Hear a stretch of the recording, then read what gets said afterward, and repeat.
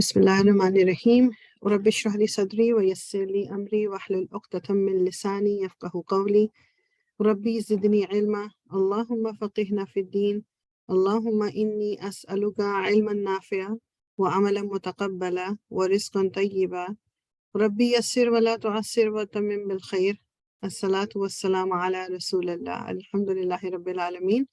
So inshallah ta'ala ہم شروع کریں گے آیا نمبر 35 سے سورہ آل عمران آیا نمبر 35 ٹھیک ہے انشاءاللہ تعالی. اعوذ باللہ من الشیطان الرجیم. میں کچھ آیات کی تلاوت کر لیتی ہوں، پھر اس کے بعد ہم تفسیر کی طرف چلتے ہیں انشاءاللہ. ایک سیکنڈ. وعلیکم السلام اوکے. اعوذ باللہ من الشیطان الرجیم بسم اللہ الرحمن الرحیم. آیا نمبر 35 سے شروع کریں. إذ قالت امرأة عمران رب إني نذرت لك ما في بطني محررا فتقبل مني إنك أنت السميع العليم. فلما وضعتها قالت رب إني وضعتها أنثى والله أعلم بما وضعت وليس الذكر كالأنثى وإني سميتها مريم وإني أعيذها بك وذريتها من الشيطان الرجيم. صدق الله العظيم.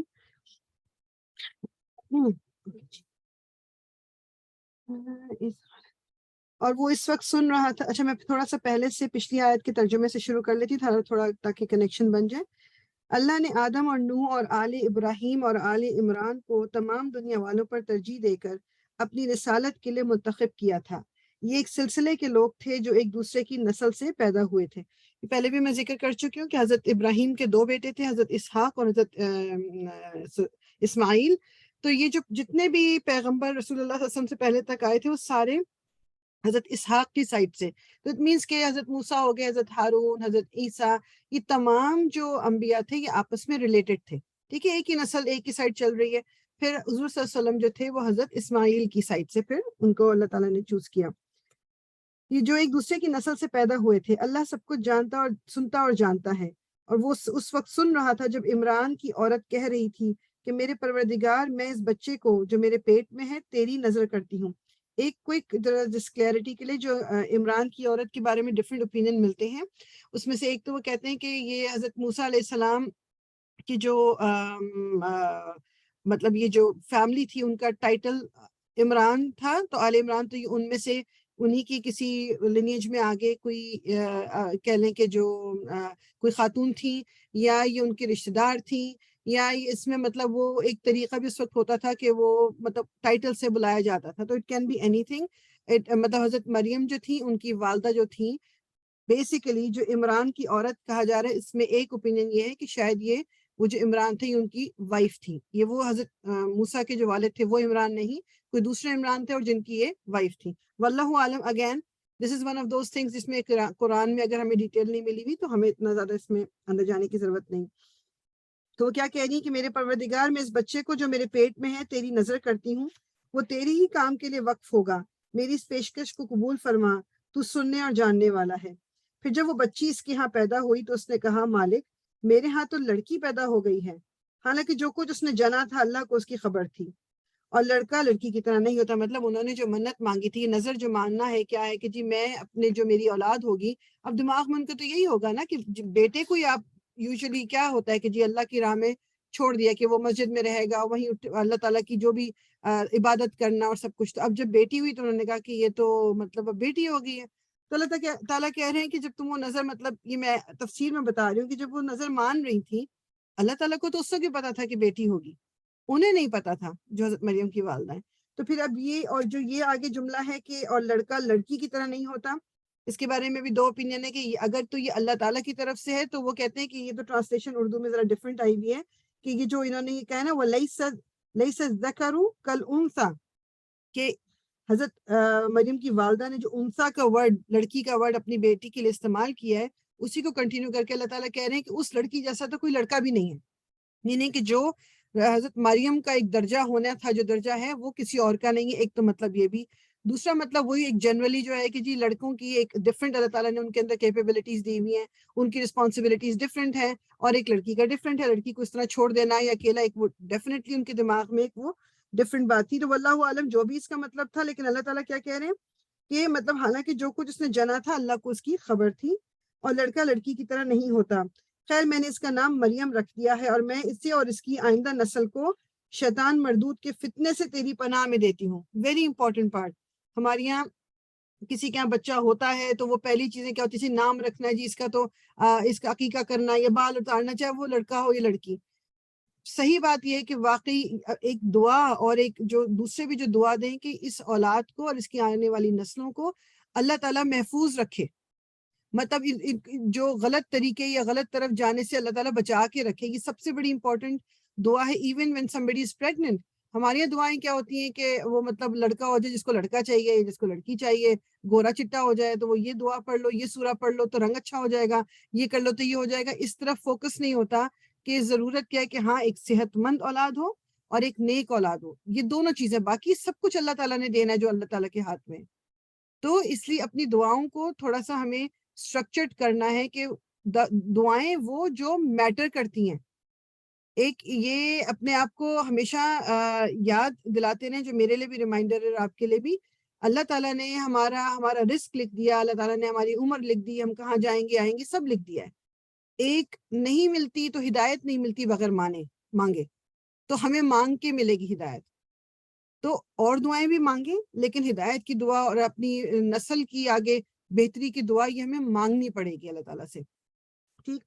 اللہ تعالیٰ وہ کہتی ہیں کہ میں شیطان مردود کی فتنے سے یعنی آئندہ نسل کو تیری پناہ میں دیتی ہوں۔ آخرکار اس کے رب نے اس لڑکی کو بخوشی قبول فرما لیا، اسے بڑی اچھی لڑکی بنا کر اٹھایا اور زکریا کو اس کا سرپرست بنا دیا۔ حضرت زکریا جو ایک اور پیغمبر، یہ کہا یہ جاتا ہے حضرت مریم کے خالو بھی لگتے تھے، ٹھیک ہے۔ تو انہوں پھر وہ پہلے ہم آگے بھی آئے گا کہ وہاں پر ایک قرآن اندازی ہوئی کہ کون دیکھ بھال کرے گا، ان کی سرپرستی کون کرے گا، تو پھر حضرت زکریا کا نام اس میں نکل آیا تھا۔ اور یہ وہاں پر مسجد اقصیٰ، یہ وہاں کی بات ہو رہی کہ وہاں پر انہوں نے ایک جگہ ایک کمرے میں ہی رہتی تھی۔ زکریا جب کبھی اس کے پاس محراب میں جاتا تو اس کے پاس کچھ نہ کچھ کھانے پینے کا سامان پاتا، پوچھتا مریم یہ تیرے پاس کہاں سے آیا؟ وہ جواب دیتی اللہ کے پاس سے آیا ہے، اللہ جسے چاہتا ہے بے حساب دیتا ہے۔ یہ حال دیکھ کر زکریا نے اپنے رب کو پکارا، پروردگار اپنی قدرت سے مجھے نیک اولاد عطا کر، تو ہی دعا سننے والا ہے۔ حضرت زکریا کی کوئی اولاد نہیں تھی اور he was very very old. جواب میں فرشتوں نے آواز دی جبکہ وہ محراب میں کھڑا نماز پڑھ رہا تھا کہ اللہ نے تجھے یحییٰ کی خوشخبری اللہ تعالیٰ دیتے ہیں، وہ اللہ کی طرف سے ایک فرمان کی تصدیق کرنے والا بن کر آئے گا۔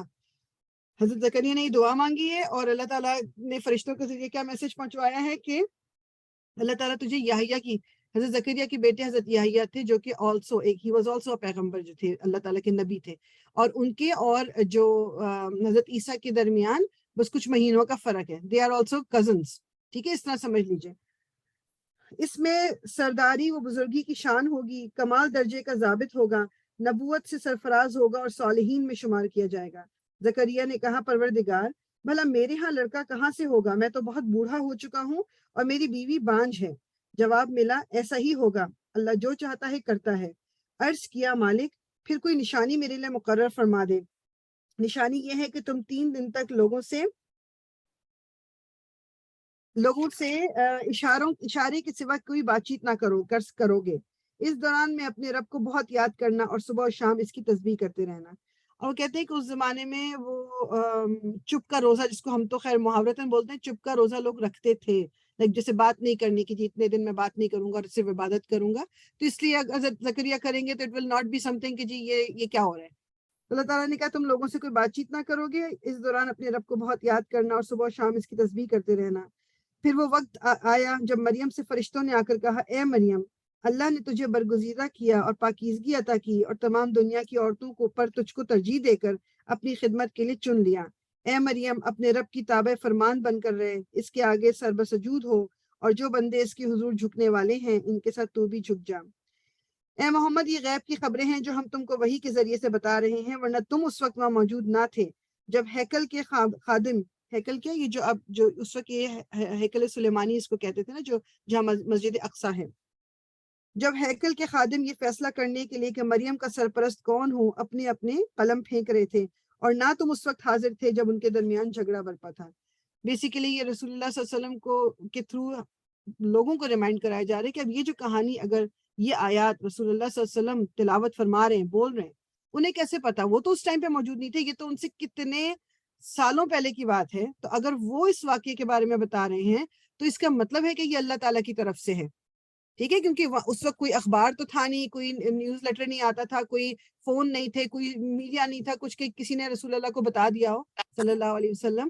تو اگر ان کے پاس سے یہ بات پتہ چل رہی ہے تو اس کا ڈیفینیٹلی مطلب ہے کہ یہ اللہ تعالیٰ نے بتایا، اللہ تعالیٰ اس کو قرآن میں بتا رہے ہیں۔ اور جب فرشتوں نے کہا اے مریم، اللہ تجھے اپنے ایک فرمان کی خوشخبری دیتا ہے، اس کا نام مسیح عیسیٰ ابن مریم ہوگا، دنیا اور آخرت میں معزز ہوگا، اللہ کے مقرب بندوں میں شمار کیا جائے گا، لوگوں سے گہوارے میں بھی کلام کرے گا اور بڑی عمر کو پہنچ کر بھی، گہوارہ کہتے ہیں جو بیسنٹ کہہ لیں یا چھوٹا، یعنی کہ نیو بورن بیبی، اور حضرت عیسیٰ کا یہی تھا کہ وہ بات کی تھی انہوں نے جب وہ پیدا ہوئے تھے، اور بڑی عمر کو پہنچ کر بھی وہ ایک مرد صالح ہوگا۔ یہ سن کر مریم بولی پروردگار، میرے ہاں بچہ کہاں سے ہوگا؟ مجھے تو کسی شخص نے ہاتھ تک نہیں لگایا۔ جواب ملا ایسا ہی ہوگا، اللہ جو چاہتا ہے پیدا کرتا ہے، اور جب کسی کام کے کرنے کا فیصلہ فرماتا ہے تو بس کہتا ہے کہ ہو جا، اور وہ ہو جاتا ہے۔ فرشتوں نے پھر اپنے سلسلہ کلام میں کہا اور اللہ اسے کتاب اور حکمت کی تعلیم دے گا، تورات اور انجیل کا علم سکھائے گا، اور بنی اسرائیل کی طرف اپنا رسول مقرر کرے گا۔ اور جب وہ بحیثیت رسول بنی اسرائیل کے پاس آیا تو اس نے کہا، ابھی حضرت عیسیٰ کی بات ہو رہی ہے، میں تمہارے رب کی طرف سے تمہارے پاس نشانی لے کر آیا ہوں، میں تمہارے سامنے مٹی سے پرندے کی صورت کا ایک مجسمہ بناتا ہوں اور اس میں پھونک مارتا ہوں تو وہ اللہ کے حکم سے پرندہ بن جاتا ہے۔ میں اللہ کے حکم سے مادرزاد اندھے مین جو بورن ہوتے ہیں بلائنڈ، اور کوڑھی کو اچھا کرتا ہوں اور مردے کو زندہ کرتا ہوں۔ میں تمہیں بتاتا ہوں کہ تم کیا اور یہ جو ہے نا مردے کو زندہ کرتا ہوں، وہ عربی میں لکھا ہوا ہے وہ اوحی الموتى باذن اللہ، یہ ترجمے میں انہوں نے اس کو مینشن نہیں کیا، اللہ کی مرضی سے، باذن اللہ۔ انہوں نے ہر بات پہ حضرت عیسیٰ نے یہ کہا کہ اللہ کی مرضی سے میں یہ کرتا ہوں۔ اب وہ جب یہ بات کہہ رہے ہیں تو ڈیفینیٹلی یہ ایک پروف ہے کہ وہ خود تو خدا نہیں ہو سکتے نعوذ باللہ، جو کہ ان کو مانا جاتا ہے۔ تو انہوں نے کہا کہ میں اللہ کی مرضی سے مردوں کو بھی زندہ کرتا ہوں، اور میں تمہیں بتاتا ہوں کہ تم کیا کھاتے ہو اور کیا اپنے گھروں میں تم نے ذخیرہ کر کے رکھا ہے، اس میں تمہارے لیے کافی نشانی ہے اگر تم ایمان لانے والے ہو۔ اور میں اس تعلیم و ہدایت کی تصدیق کرنے والا بن کر آیا ہوں جو تورات میں سے اس وقت میرے زمانے میں موجود ہے، یعنی تورات پہلے آئی تھی، حضرت موسیٰ کو دی گئی تھی، اور اس میں پھر کافی تحریف ہوئی، چینجز آ گئی، اور اس کے بعد جو کچھ بچا اس کا تو پھر آگے کنٹینیو جو ہے حضرت عیسیٰ نے کیا، اور وہ جو انجیل بیسیکلی ایک ایکسٹینڈیڈ ورژن کہہ لو تورات کا۔ اور اس لیے آیا ہوں کہ تمہارے لباس ان چیزوں کو حلال کر دوں جو تم پر حرام کر دی گئی تھی۔ دیکھو میں تمہارے رب کی طرف سے تمہارے پاس نشانی لے کر آیا ہوں، لہٰذا اللہ سے ڈرو اور میری اطاعت کرو۔ اللہ میرا رب بھی ہے اور تمہارا رب بھی، لہٰذا تم اسی کی بندگی اختیار کرو، یہی سیدھا راستہ ہے۔ جب عیسیٰ نے محسوس کیا کہ بنی اسرائیل کفر اور انکار پر آمادہ ہیں، یعنی حضرت عیسیٰ کا وہ کہتے ہیں کہ کوئی اراؤنڈ 60 لوگ جو تھے وہ ایمان لائے تھے حضرت عیسیٰ کے اوپر، اور جو ایک ہوتا ہے نا ہواری کا ورڈ آگے اس میں بھی آئے گا، ہواری ہوتے ہیں جو آپ کے ساتھی ہوتے ہیں، جس طرح رسول اللہ صلی اللہ علیہ وسلم کے جو صحابی ہم کو کہتے ہیں جو ان کے ساتھی تھے، تو ان کے کوئی 10-12 ہواری تھے، اور باقی ٹوٹل ان کے اس میں جو زمانہ نبوت ہے اس میں کوئی 60 کے قریب لوگ صرف مسلمان ہوئے تھے۔ اور ان کو جب یہ ایٹیٹیوڈ اب نظر آ رہا ہے، ابھی اس میں آگے ذکر آ رہا ہے کہ جو بنی اسرائیل اب ان کے لیے پلاننگ کر رہے ہیں کہ یہ جو انہوں نے پہلے بھی کیا ہے کہ جی یہ تو باتیں جو کر رہے ہیں ہمارے دین کے ہمارے مرضی کے خلاف ہیں، تو ان کے قتل کی پلاننگ ہو رہی تھی حضرت عیسیٰ کے، ٹھیک۔ تو کیا کہہ رہے ہیں کہ جب انہوں نے محسوس کیا کہ بنی اسرائیل کفر اور انکار پر آمادہ ہیں تو اس نے کہا کون اللہ کی راہ میں میرا مددگار ہوتا ہے؟ حواریوں نے جواب دیا ہم اللہ کے مددگار ہیں، ہم اللہ پر ایمان لائے، گواہ رہو کہ ہم مسلم ہیں، یعنی اللہ کے آگے سر جھکا دینے والے۔ مالک جو فرمان تو نے نازل کیا ہے ہم نے اسے مان لیا اور رسول کی پیروی قبول کی، ہمارا نام گواہی دینے والوں میں لکھ لیں۔ پھر بنی اسرائیل مسیح کے خلاف خفیہ تدبیریں کرنے لگے، جواب میں اللہ نے بھی اپنی خفیہ تدبیر کی، اور ایسی تدبیروں میں اللہ سب سے بڑھ کر ہے۔ اور اللہ کی خفیہ تدبیر ہی تھی جب اس نے کہا کہ اے عیسیٰ اب میں تجھے واپس لے لوں گا، بڑی امپورٹنٹ آیا، میں تجھے اذ قال اللہ بعیسیٰ انی متوفیک ورافعک الی ومطہرک من الذین کفروا وجاعل الذین اتبعوک فوق الذین کفروا الی یوم القیامت، یعنی کہ میں جو ہمارا بلیف ہے کہ حضرت عیسیٰ علیہ السلام کو اٹھا لیا اللہ تعالیٰ نے، زندہ اٹھایا ہے، اور جو یہ لوگ کہتے ہیں کہ انہوں نے صلیب پہ کسی جو قتل کیا ہے وہ کوئی اور شخص تھا، وہ حضرت عیسیٰ نہیں تھے، اور حضرت عیسیٰ جو ہے قیامت سے پہلے دوبارہ اس دنیا میں بھیجے جائیں گے، یہ ہمارا بلیف ہے. ٹھیک ہے، اوکے. جب اس نے کہا اے عیسیٰ میں اب تجھے واپس لے لوں گا اور تجھ کو اپنی طرف اٹھا لوں گا، اور جنہوں نے تیرا انکار کیا ہے ان سے، یعنی ان کی معیت سے اور ان کے گندے ماحول میں ان کے ساتھ رہنے سے تجھے پاک کر دوں گا، اور تیری پیروی کرنے والوں کو قیامت تک ان لوگوں پر بالادست رکھوں گا جنہوں نے تیرا انکار کیا ہے. پھر تم سب کو آخر کار میرے پاس آنا ہے، اس وقت میں ان باتوں کا فیصلہ کر دوں گا جن میں تمہارے درمیان اختلاف ہوا. جن لوگوں نے کفر اور انکار کی روش اختیار کی ہے انہیں دنیا اور آخرت دونوں میں سخت سزا دوں گا، اور وہ کوئی مددگار نہ پائیں گے. اور جنہوں نے ایمان اور نیک عملی کا رویہ اختیار کیا ہے انہیں ان کے اجر پورے پورے دیے جائیں گے. اور خوب جان لو کہ ظالموں سے اللہ ہرگز محبت نہیں کرتا. یہ آیات اور حکمت سے لبریز تذکرے ہیں جو ہم تمہیں سنا رہے ہیں. اللہ کے نزدیک عیسیٰ کی مثال آدم کی سی ہے کہ اللہ نے اسے مٹی سے پیدا کیا اور حکم دیا کہ ہو جا، اور وہ ہو گیا. سمپل بات ہے، یعنی میں اور آپ جیسے ایز اے لے مین ہم لوگ بھی جب اس بات کو اگر سوچتے ہیں کہ اللہ تعالیٰ نے آدم علیہ السلام کو مٹی سے بنایا، اس سے پہلے ان کے ماں باپ نہیں تھے، اللہ تعالیٰ نے بس ان کے اندر روح پھونکی اور وہ زندہ ہو گئے. تو اگر کسی کو کے بارے میں کوئی غلط فہمی ہونی چاہیے تھی کہ جی وہ اللہ تو نہیں ہے، نعوذ باللہ، یا وہ اللہ کے بیٹے تو نہیں ہے، وہ تو حضرت آدم کے لیے ہونا چاہیے تھا نا، ان کے تو ماں باپ دونوں نہیں تھے. تو ان کے لیے عیسائیوں نے نہیں کیا، مگر حضرت عیسیٰ جن کی والدہ موجود ہیں، مطلب ان کی والدہ تو تھی نا کم از کم، تو ان کے بارے میں یہ احساس کر لیا کہ جی یہ چونکہ یہ ان کے باپ نہیں تھے، یہ معجزہ ہے، تو یہ یا تو خود ہی خدا ہے. ایک گروپ کہتا ہے کہ یہ وہ حضرت عیسیٰ کو خدا مانتے ہیں، ایک گروپ جو ہے وہ حضرت عیسیٰ کو اللہ کا بیٹا مانتے ہیں، اور تیسرا گروپ بھی یہ ہے کہ جو وہ یہ تینوں ایک حضرت جبریل کو سوری حضرت مریم کو، حضرت عیسیٰ کو، حضرت جبریل، ٹرینٹی کا ان کا کانسیپٹ ہے. یہ آیا نمبر 60. یہ اصل حقیقت ہے جو تمہارے رب کی طرف سے بتائی جا رہی ہے، اور تم ان لوگوں میں شامل نہ ہو جو اس میں شک کرتے ہیں. اچھا، جو اب آگے کی جو آیات آ رہی ہیں تھوڑا سا اس کا بیک گراؤنڈ بس میں دے دوں کہ یہ ایک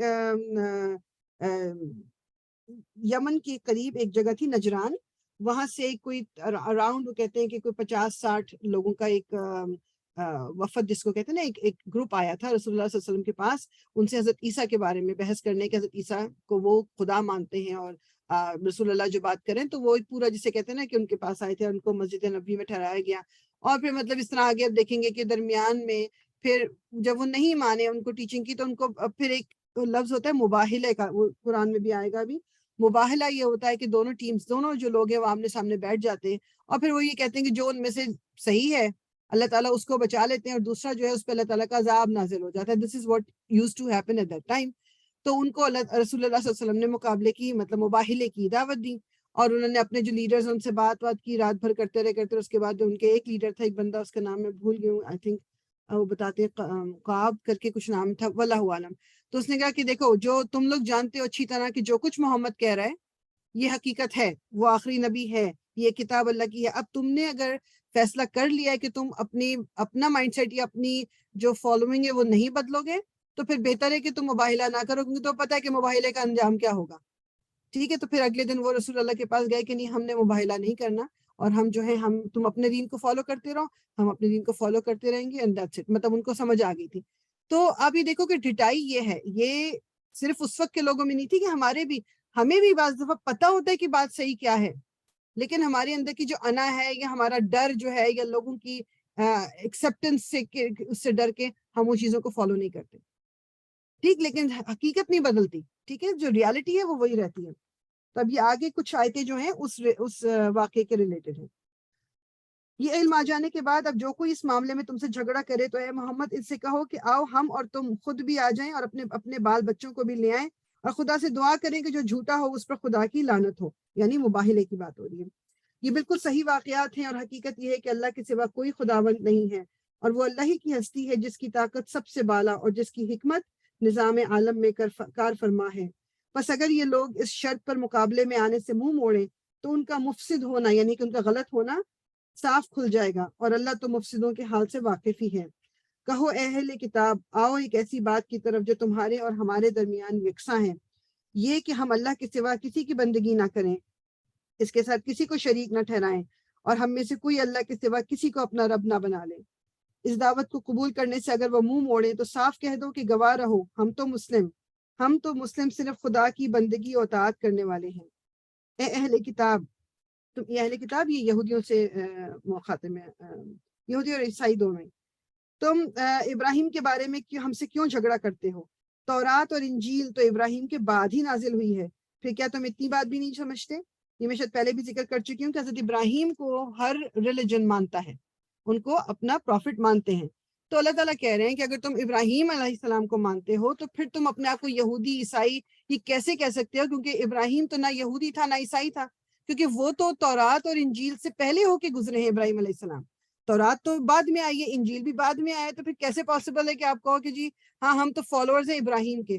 ابراہیم علیہ السلام تو یہودی نہیں تھے، ابراہیم علیہ السلام عیسائی بھی نہیں تھے، وہ شرک بھی نہیں کرتے تھے۔ کتنی جگہ قرآن میں ان کے بارے میں آیا ہے کہ ابراہیم علیہ السلام واز ناٹ وما کان من المشرکین، کہ وہ شرک کرنے والوں میں سے نہیں تھے۔ تو یہ جو ڈبل باتیں ہیں، مطلب بات وہی ہے کہ اپنے آپ کو خود ہی وہ جھوٹا پروف کر دیتے ہیں کہ دے آر لائرز۔ تم لوگ جن چیزوں کا علم رکھتے ہو ان میں تو خوب بحثیں کر چکے، اب ان معاملات میں کیوں بحث کرنے چلے ہو جن کا تمہارے پاس کچھ بھی علم نہیں؟ اللہ جانتا ہے تم نہیں جانتے۔ ابراہیم نہ یہودی تھا نہ عیسائی، بلکہ وہ تو ایک مسلمان یکسو تھا، اور وہ ہرگز مشرکوں میں سے نہ تھا۔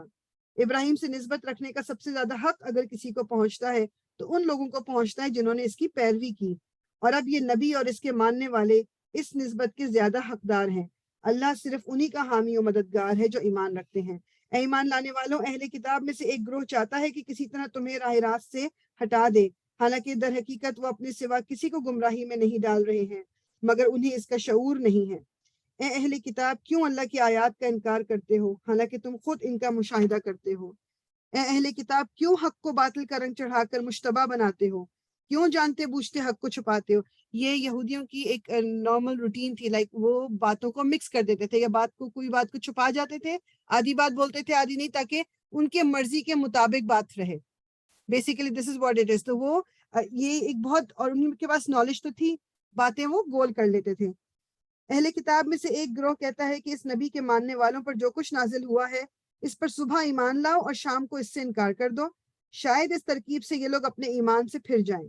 نیز یہ لوگ آپس میں کہتے ہیں کہ اپنے مذہب والے کے سوا کسی کی بات نہ مانو۔ اے نبی، ان سے کہہ دو کہ اصل میں ہدایت تو اللہ کی ہدایت ہے، اور یہ اسی کی دین ہے، اور اسی کی دین ہے کہ کسی کو وہی کچھ دیا جائے جو کبھی تم کو دیا گیا تھا، یا یہ کہ دوسروں کو تمہارے رب کے حضور پیش کرنے کے لیے تمہارے خلاف قوی حجت مل جائے۔ اے نبی، ان سے کہو کہ فضل و شرف اللہ کے اختیار میں ہے، جسے چاہے عطا فرمائے، وہ وسیع النظر ہے اور سب کچھ جانتا ہے، اپنی رحمت کے لیے جس کو چاہتا ہے مخصوص کر لیتا ہے، اور اس کا فضل بہت بڑا ہے۔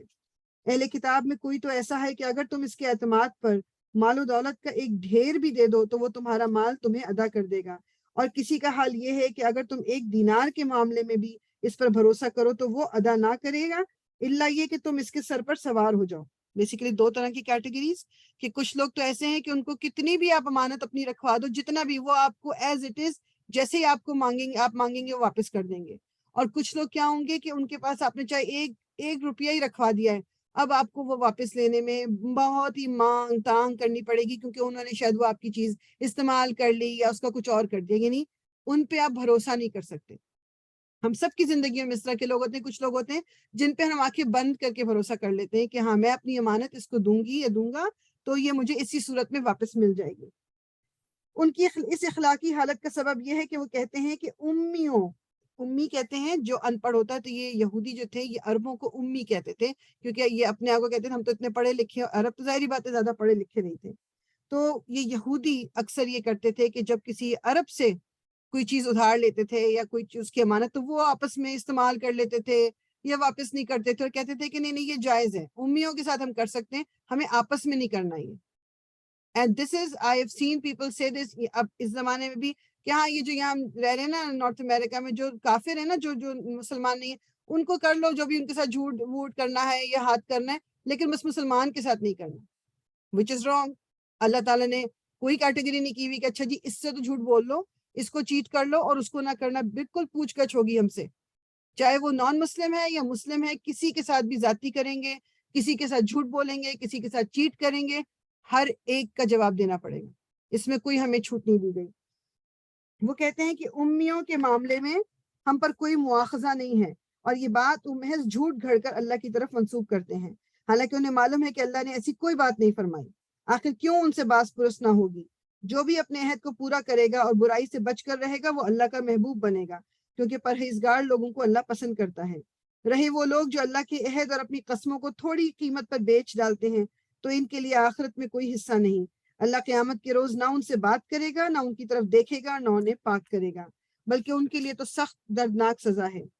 ان میں کچھ لوگ ایسے ہیں جو کتاب پڑھتے ہوئے اس طرح زبان کا الٹ پھیر کرتے ہیں کہ تم سمجھو وہ جو کچھ وہ پڑھ رہے ہیں وہ کتاب ہی کی عبارت ہے، حالانکہ وہ کتاب کی عبارت نہیں ہے، نہیں ہوتی۔ وہ کہتے ہیں کہ یہ جو کچھ ہم پڑھ رہے ہیں یہ خدا کی طرف سے ہے، حالانکہ وہ خدا کی طرف سے نہیں ہوتا۔ وہ جان بوجھ کر جھوٹ بات اللہ کی طرف منسوب کرتے ہیں، یعنی وہ اس طرح باتوں کو پڑھتے تھے، عربی پڑھتے تھے کہ جیسے لگے کہ ہاں وہ پڑھ تو قرآن میں سے ہی رہے، لیکن وہ باتوں کو چینج کر دیتے تھے۔ کسی انسان کا یہ کام نہیں ہے کہ اللہ تو اس کو کتاب اور حکمت اور نبوت عطا فرمائے اور وہ لوگوں سے کہے کہ اللہ کے بجائے تم میرے بندے بن جاؤ۔ وہ تو یہی کہے گا کہ سچے ربانی بنو۔ ربانی کا مطلب کہ جو اللہ تعالیٰ کو ماننے والا، رب کو فالو کرنے والا، جیسا کہ اس کتاب کی تعلیم کا تقاضا ہے جسے تم پڑھتے اور پڑھاتے ہو۔ وہ تم سے ہرگز یہ نہ کہے گا کہ فرشتوں کو یا پیغمبروں کو اپنا رب بنا لو۔ کیا یہ ممکن ہے کہ ایک نبی تمہیں کفر کا حکم دے جبکہ تم مسلمان ہو؟ یعنی جو انہوں نے کیا حضرت عیسیٰ کو لے کے، تو اللہ تعالیٰ کہہ رہے ہیں کہ کوئی بھی نبی، حضرت عیسیٰ تو اللہ کے نبی تھے، کوئی نبی بھی کبھی یہ نہیں کہہ سکتا کہ اپنے جو فالوورز ہیں ان کو غلط طرف لگائے، کہ بجائے اللہ تعالیٰ کا فالوور بنانے کے اپنا فالوور بنا لے۔ اور یہ بات ہمیں اپنے معاشرے میں نظر آتی ہے، ہماری اب بہت زیادہ یہ کانسیپٹ ہے کہ کچھ جو دینی ریلیجس لیڈرز جو ہوتے ہیں ان کو یہ ہوتا ہے کہ لوگ ان کے فالوورز بن جائیں۔ اب وہ جو کچھ بھی سفید سیاہ جو بھی بتا رہے ہیں بس لوگ آنکھیں بند کر کے اس پہ فالو کریں، اگر اس سے ہٹ کے کوئی بات کریں گے تو پھر ان کے اوپر یا تو مشکل آ جائے گی یا ان کو پھر اس چیز سے نکال دیا جاتا ہے یا ان کے بارے میں بات کی جاتی ہے۔ یہ ایک صاف کلیئر ایک سائن ہوتا ہے کہ وہ شخص آپ کو اپنے سے جوڑ رہا ہے، قرآن سے نہیں جوڑ رہا۔ قرآن سے جو شخص آپ کو جوڑنا چاہے گا وہ صرف وہ بات کرے گا جو اللہ اور اس کے رسول نے کہی ہے، وہ اپنے آپ سے اور یہ ایک نارمل تھوڑا سا ہمارے سب کے اندر یہ ہے، ہم پرسنالٹیز کو بہت زیادہ ان سے اٹریکٹ ہوتے ہیں، کسی کے بولنے کا طریقہ، کسی کے پرسنالٹی ویسے، کسی کا پورے جو طور طریقے ہیں یہ ہمیں امپریس کرتی ہیں۔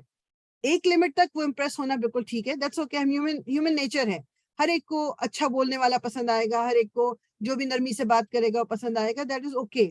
بٹ جب ہم پرسنالٹیز کو اس حد تک لے جائیں پسندیدگی، کیونکہ پھر جو سچ غلط وہ کہہ رہے ہیں ہم اس کو فالو کریں گے just because they are doing it, پھر وہاں پر غلطی ہو جاتی ہے، کیونکہ غلطی ہر ایک سے ہو سکتی ہے، ضروری نہیں ہے کہ ہر ایک کی غلط بات کو بھی ہم مانیں۔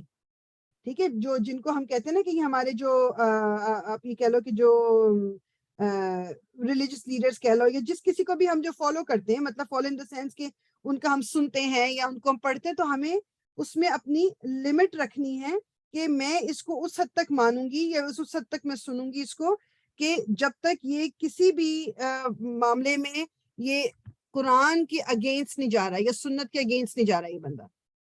ٹھیک ہے، تو اس میں اس لیے بہت امپورٹنٹ بات ہے یہ یاد کرو۔ ابھی آیت نمبر 81، یاد کرو اللہ نے پیغمبروں سے عہد لیا تھا کہ آج ہم نے تمہیں کتاب اور حکمت و دانش سے نوازا ہے، کل اگر کوئی دوسرا رسول تمہارے پاس اسی تعلیم کی تصدیق کرتا ہوا آئے جو پہلے سے تمہارے پاس موجود ہے تو تم کو اس پر ایمان لانا ہوگا اور اس کی مدد کرنی ہوگی۔ یہ ارشاد فرما کر اللہ نے پوچھا، کیا تم اس کا اقرار کرتے ہو اور اس پر میری طرف سے عہد کی بھاری ذمہ داری اٹھاتے ہو؟ تو انہوں نے کہا ہاں ہم اقرار کرتے ہیں۔ اللہ نے فرمایا اچھا تو گواہ رہو اور میں بھی تمہارے ساتھ گواہ ہوں۔ اس کے بعد جو اپنے عہد سے پھر جائے وہی فاسق ہیں۔ فاسق کون ہوتا ہے؟ جو جانتے بوجھتے وعدہ توڑ دے یا عہد کو توڑ دے یا اللہ تعالیٰ کی نافرمانی کرے۔ اب کیا یہ لوگ اللہ کی اطاعت کا طریقہ یعنی دین اللہ چھوڑ کر کوئی اور طریقہ چاہتے ہیں؟ حالانکہ آسمان اور زمین کی ساری چیزیں چاروں نچار اللہ ہی کی تابع فرمان مسلم ہیں اور اسی کی طرف سب کو پلٹنا ہے۔ اے نبی کہو کہ ہم لوگ اللہ کو مانتے ہیں، اس تعلیم کو مانتے ہیں جو ہم پر نازل کی گئی ہیں، ان تعلیمات کو بھی مانتے ہیں جو ابراہیم، اسماعیل، اسحاق، یعقوب اور اولاد یعقوب علیہ السلام پر نازل ہوئی تھیں، اور ان ہدایات پر بھی ایمان رکھتے ہیں جو موسیٰ اور عیسیٰ اور دوسرے پیغمبروں کو ان کے رب کی طرف سے دی گئیں۔ ہم ان کے درمیان فرق نہیں کرتے اور ہم اللہ کے تابع فرمان یعنی مسلم ہیں۔ اس فرما برداری کے سوا جو شخص کوئی اور طریقہ اختیار کرنا چاہے اس کا وہ طریقہ ہرگز قبول نہ کیا جائے گا اور آخرت میں وہ ناکام و نامراد رہے گا. سو بینگ اے مسلم، مجھے اور آپ کو کم از کم، یہ ہم کسی اور کو بتانے نہیں جا رہے، ہم مسلمان ہیں سارے. اس پارٹ یہ جو اللہ تعالیٰ نے کہا نا، میں عربی بھی پڑھ دیتی ہوں اور ترجمہ بھی دوبارہ پڑھوں گی. وَمَن يَبْتَغِي غَيْرَ الْإِسْلَامِ دِينًا فَلَن يُقْبَلَ مِنْهُ وَهُوَ فِي الْآخِرَةِ مِنَ الْخَاسِرِينَ، کہ جو کوئی بھی شخص اسلام کے سوا کوئی اور طریقہ اختیار کرنا چاہے اس کا وہ طریقہ ہرگز قبول نہ کیا جائے گا اور آخرت میں وہ ناکام و نامراد رہے گا. کہ جس طرح بعض دفعہ یہ بچے بھی ینگ یہ کہتے ہیں نا کہ مطلب ہمیں یہ سوال بھی یقین کرو کہ ہوتا ہے کہ مطلب وہ لوگ بھی تو کہتے ہیں کہ ان کا دین صحیح ہے، یا ہمیں کیا پتا یا کیا. تو مجھے اور آپ کو اگر قرآن پہ یقین ہے، اگر ہم یہ مانتے ہیں کہ یہ اللہ کی کتاب ہے، تو اللہ تعالیٰ نے قرآن میں کلیئر کر دیا کہ جو کوئی اسلام، اب اسلام وہ میرا اور آپ کا اسلام نہیں ہے کہ جو پاکستان کا اسلام ہے یا انڈیا کا اسلام ہے یا انڈونیشیا کا اسلام ہے یا ملیشیا کا اسلام ہے. نو، جو قرآن اور سنت سے ملا ہے. میں سوشل نارمز اور سوشل کسٹمز کی بات نہیں کر رہی، ہم نے تو اس کی شکل ہی بگاڑ دی ہے نا بالکل. اب تو عرب میں جہاں سعودی عربیہ کو ہم دیکھا کرتے تھے کہ یہاں دین ہے، اب وہاں پر بھی خراب ہو رہی ہے شکل. تو مجھے اور آپ کو قرآن اور سنت سے جوڑنا ہے. تو اللہ تعالیٰ نے کہا ہے کہ جو اس قرآن کے مطابق چلے گا وہی ہے اللہ تعالیٰ کو ایکسیپٹیبل. اس سے ہٹ کے جو کچھ کوئی کرے گا وہ اللہ تعالیٰ کو قبول نہیں ہے. اگر اللہ کے ساتھ کوئی پارٹنر بنا رہا ہے، اس کی تمام آگے کی باتیں غلط ہو گئی، خراب ہو گئی، ختم ہو گئی. اور اگر کوئی ایک اللہ پہ یقین رکھتا ہے اور وہ آخری نبی کو نہیں مانتا تو اس کی بھی ساری چیزیں ضائع ہو گئیں، کیونکہ یہ دونوں منیمم ریکوائرمنٹ ہیں فار ایک ایمان لانے والے کے لیے، ایک مسلمان کے لیے، کہ اللہ تعالیٰ پہ یقین اور آخری نبی پہ یقین. ان میں سے ایک چیز بھی مسنگ ہوگی تو دین کمپلیٹ نہیں ہے، تو پھر مسلمان نہیں ہو سکتے. اور یہ بیسک ریکوائرمنٹ ہے کوئی بھی اچھا کام جو ہم کریں اس کی ایکسیپٹنس کے لیے. اگر یہ نہیں ہے تو اس لیے جس طرح جو نان مسلمس ہیں جو اچھے کام وہ کرتے ہیں، ہمیں بتایا گیا ہے قرآن و سنت سے کہ ان کو اس دنیا میں ان کا اجر مل جاتا ہے، کیونکہ اللہ تعالیٰ کسی کی اچھائی کو ضائع تو نہیں کرتے، تو ان کو اس کا اجر اس دنیا میں مل جاتا ہے. ان کو پھر آخرت میں کچھ نہیں ہے ان کے لیے جو مسلمان نہیں ہیں. اور جو مسلمان ہیں ان کا فرق کیا ہے کہ ان کو اگر کوئی اچھا کام کریں گے یہاں بھی اجر ملے گا اور آخرت میں بھی اجر ملے گا. کیسے ہو سکتا ہے کہ اللہ ان لوگوں کو ہدایت بخشے جنہوں نے نعمت ایمان پا لینے کے بعد پھر کفر اختیار کیا، حالانکہ وہ خود اس بات پر گواہی دے چکے ہیں کہ یہ رسول حق پر ہے اور ان کے پاس روشن نشانیاں بھی آ چکی ہیں. اللہ ظالموں کو تو ہدایت نہیں دیا کرتا. ان کے ظلم کا صحیح بدلہ یہی ہے کہ ان پر اللہ اور فرشتوں اور تمام انسانوں کی پھٹکار ہے. اسی حالت میں وہ ہمیشہ رہیں گے، نہ ان کی سزا میں تخفیف ہوگی اور نہ انہیں مہلت دی جائے گی. البتہ وہ لوگ بچ جائیں گے جو اس کے بعد توبہ کر کے اپنے طرز عمل کو کی اصلاح کر لیں. اللہ بخشنے والا اور رحم فرمانے والا. اس لیے نو میٹر واٹ، جو بھی اپنے آپ کو اللہ تعالیٰ سے معافی مانگ کے اپنے آپ کو دوبارہ سیدھے ٹریک پہ لے آتا ہے، اللہ تعالیٰ اس کو معاف کر دیں گے. مگر جن لوگوں نے ایمان لانے کے بعد کفر اختیار کیا، پھر اپنے کفر میں بڑھتے چلے گئے، ان کی توبہ بھی قبول نہ ہوگی. ایسے لوگ تو پکے گمراہ ہیں. یقین رکھو جن لوگوں نے کفر اختیار کیا اور کفر ہی کی حالت میں جان دی، ان میں سے کوئی اگر اپنے آپ کو سزا سے بچانے کے لیے پوری زمین بھر کر بھی سونا فدیہ میں دے تو اسے قبول نہ کیا جائے گا. ایسے لوگوں کے لیے دردناک سزا تیار ہے اور وہ اپنا کوئی مددگار نہ پائیں گے. یہاں پر ایک چھوٹی سی بات بس میں اسے فکر دوں کہ جو کفر کی حالت میں جس نے جان دے دی، اس کا اللہ تعالیٰ نے اینڈ ہمیں 100% بتا دیا ہے کہ جو مطلب جس کی جان نکلی اور وہ کفر کے عالم میں تھا، تو بس وہ اس کا اینڈ، مطلب وہ اب بعد میں کچھ اس کو ٹھیک نہیں کر سکتا. تو یہ میرا اور آپ کا بلیف ہے، ٹھیک ہے؟ اس کو ہمیں یقین اس پہ رکھنا ہے، چاہے وہ کیسا بھی انسان ہو، کچھ بھی، کہ جو کفر کی حالت میں مرا اس کے ساتھ یہ ہوگا. ہاں، اب جو ادر پارٹ آف دس جو میں بات کرنا چاہ رہی ہوں، میں اور آپ کسی کے اوپر ججمنٹ پاس نہیں کریں گے. میں اور آپ کوئی فتویٰ نہیں دیں گے کہ اچھا جی یہ تو دوزخ میں جائے گا یا اس کے ساتھ. وہ اللہ اور اس کا معاملہ ہے، ٹھیک ہے؟ یہ اللہ تعالیٰ نے ہمیں جو بتایا ہے اس بات کو دل میں بٹھائیں کہ ہاں جو کفر کی حالت میں گیا اس دنیا سے، اس کے لیے پھر آخرت میں صرف جہنم میں اور کچھ نہیں ہے. ابھی ہم چوتھا جز ہمارا شروع ہو رہا ہے. تم نیکی کو نہیں پہنچ سکتے جب تک کہ اپنی وہ چیزیں خدا کی راہ میں خرچ نہ کرو جنہیں تم عزیز رکھتے ہو، اور جو کچھ تم خرچ کرو گے اللہ اس سے بے خبر نہ ہوگا. اس لیے اپنی پھٹی پرانی اور صرف پرانی چیزیں نہیں دینی، کچھ اچھی چیزیں بھی دینی جو چیزیں ہمیں پسند ہیں.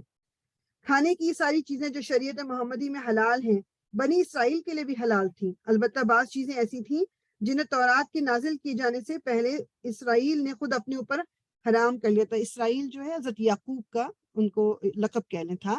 تو کچھ چیزیں جو ان کو وہ کہتے یہ ہیں کہ جی صحت کے پوائنٹ آف ویو سے ان کے لیے ٹھیک نہیں تھی, جیسے گوشت کی کوئی چربی تھی یا کوئی گوشت کا کوئی پرٹیکولر حصہ تھا, تو انہوں نے وہ اپنے اوپر روک لیا تھا اپنے آپ کو کھانے سے. تو ان کے بعد جو ان کی نسلیں آئیں انہوں نے وہ چیزیں حرام کر لی. ایک سیکنڈ.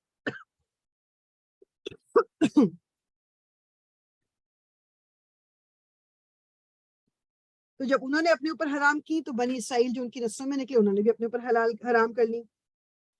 ان سے کہو اگر تم اپنے اعتراض میں سچے ہو تو لاؤ تورات اور پیش کرو اس کی کوئی عبارت. اس کے بعد بھی جو لوگ اپنی جھوٹی گھڑی ہوئی باتیں اللہ کی طرف منسوب کرتے رہیں وہی در حقیقت ظالم ہیں. کہو اللہ نے جو کچھ فرمایا ہے سچ فرمایا ہے. تم کو یکسو ہو کر ابراہیم کے طریقے کی پیروی کرنی چاہیے اور ابراہیم شرک کرنے والوں میں سے نہ تھا. بے شک سب سے پہلی عبادت گاہ جو انسانوں کے لیے تعمیر ہوئی وہ وہی ہے جو مکہ میں واقع ہے. اس کو خیر و برکت دی گئی ہے. ٹھیک ہے, یعنی یہ بات ہو رہی ہے کعبہ, جو اللہ تعالیٰ کا گھر کعبہ جو ہے وہ ڈے ون سے ہے, ڈے ون سے وہ موجود ہے. اور بیچ میں وہی بات کہ وہ جو حضرت نوح کے زمانے میں جو ایک پورا وہ آیا تھا وہ بالکل کیا کہتے ہیں جو پانی دریا پورا ہر چیز تباہ ہو گئی تھی, لیکن جو بیت اللہ جو کعبہ تھا اس کی فاؤنڈیشنز وہی رہی تھی اور پھر اسی پہ وہ دوبارہ تعمیر کیا گیا تھا پھر حضرت ابراہیم کے زمانے میں.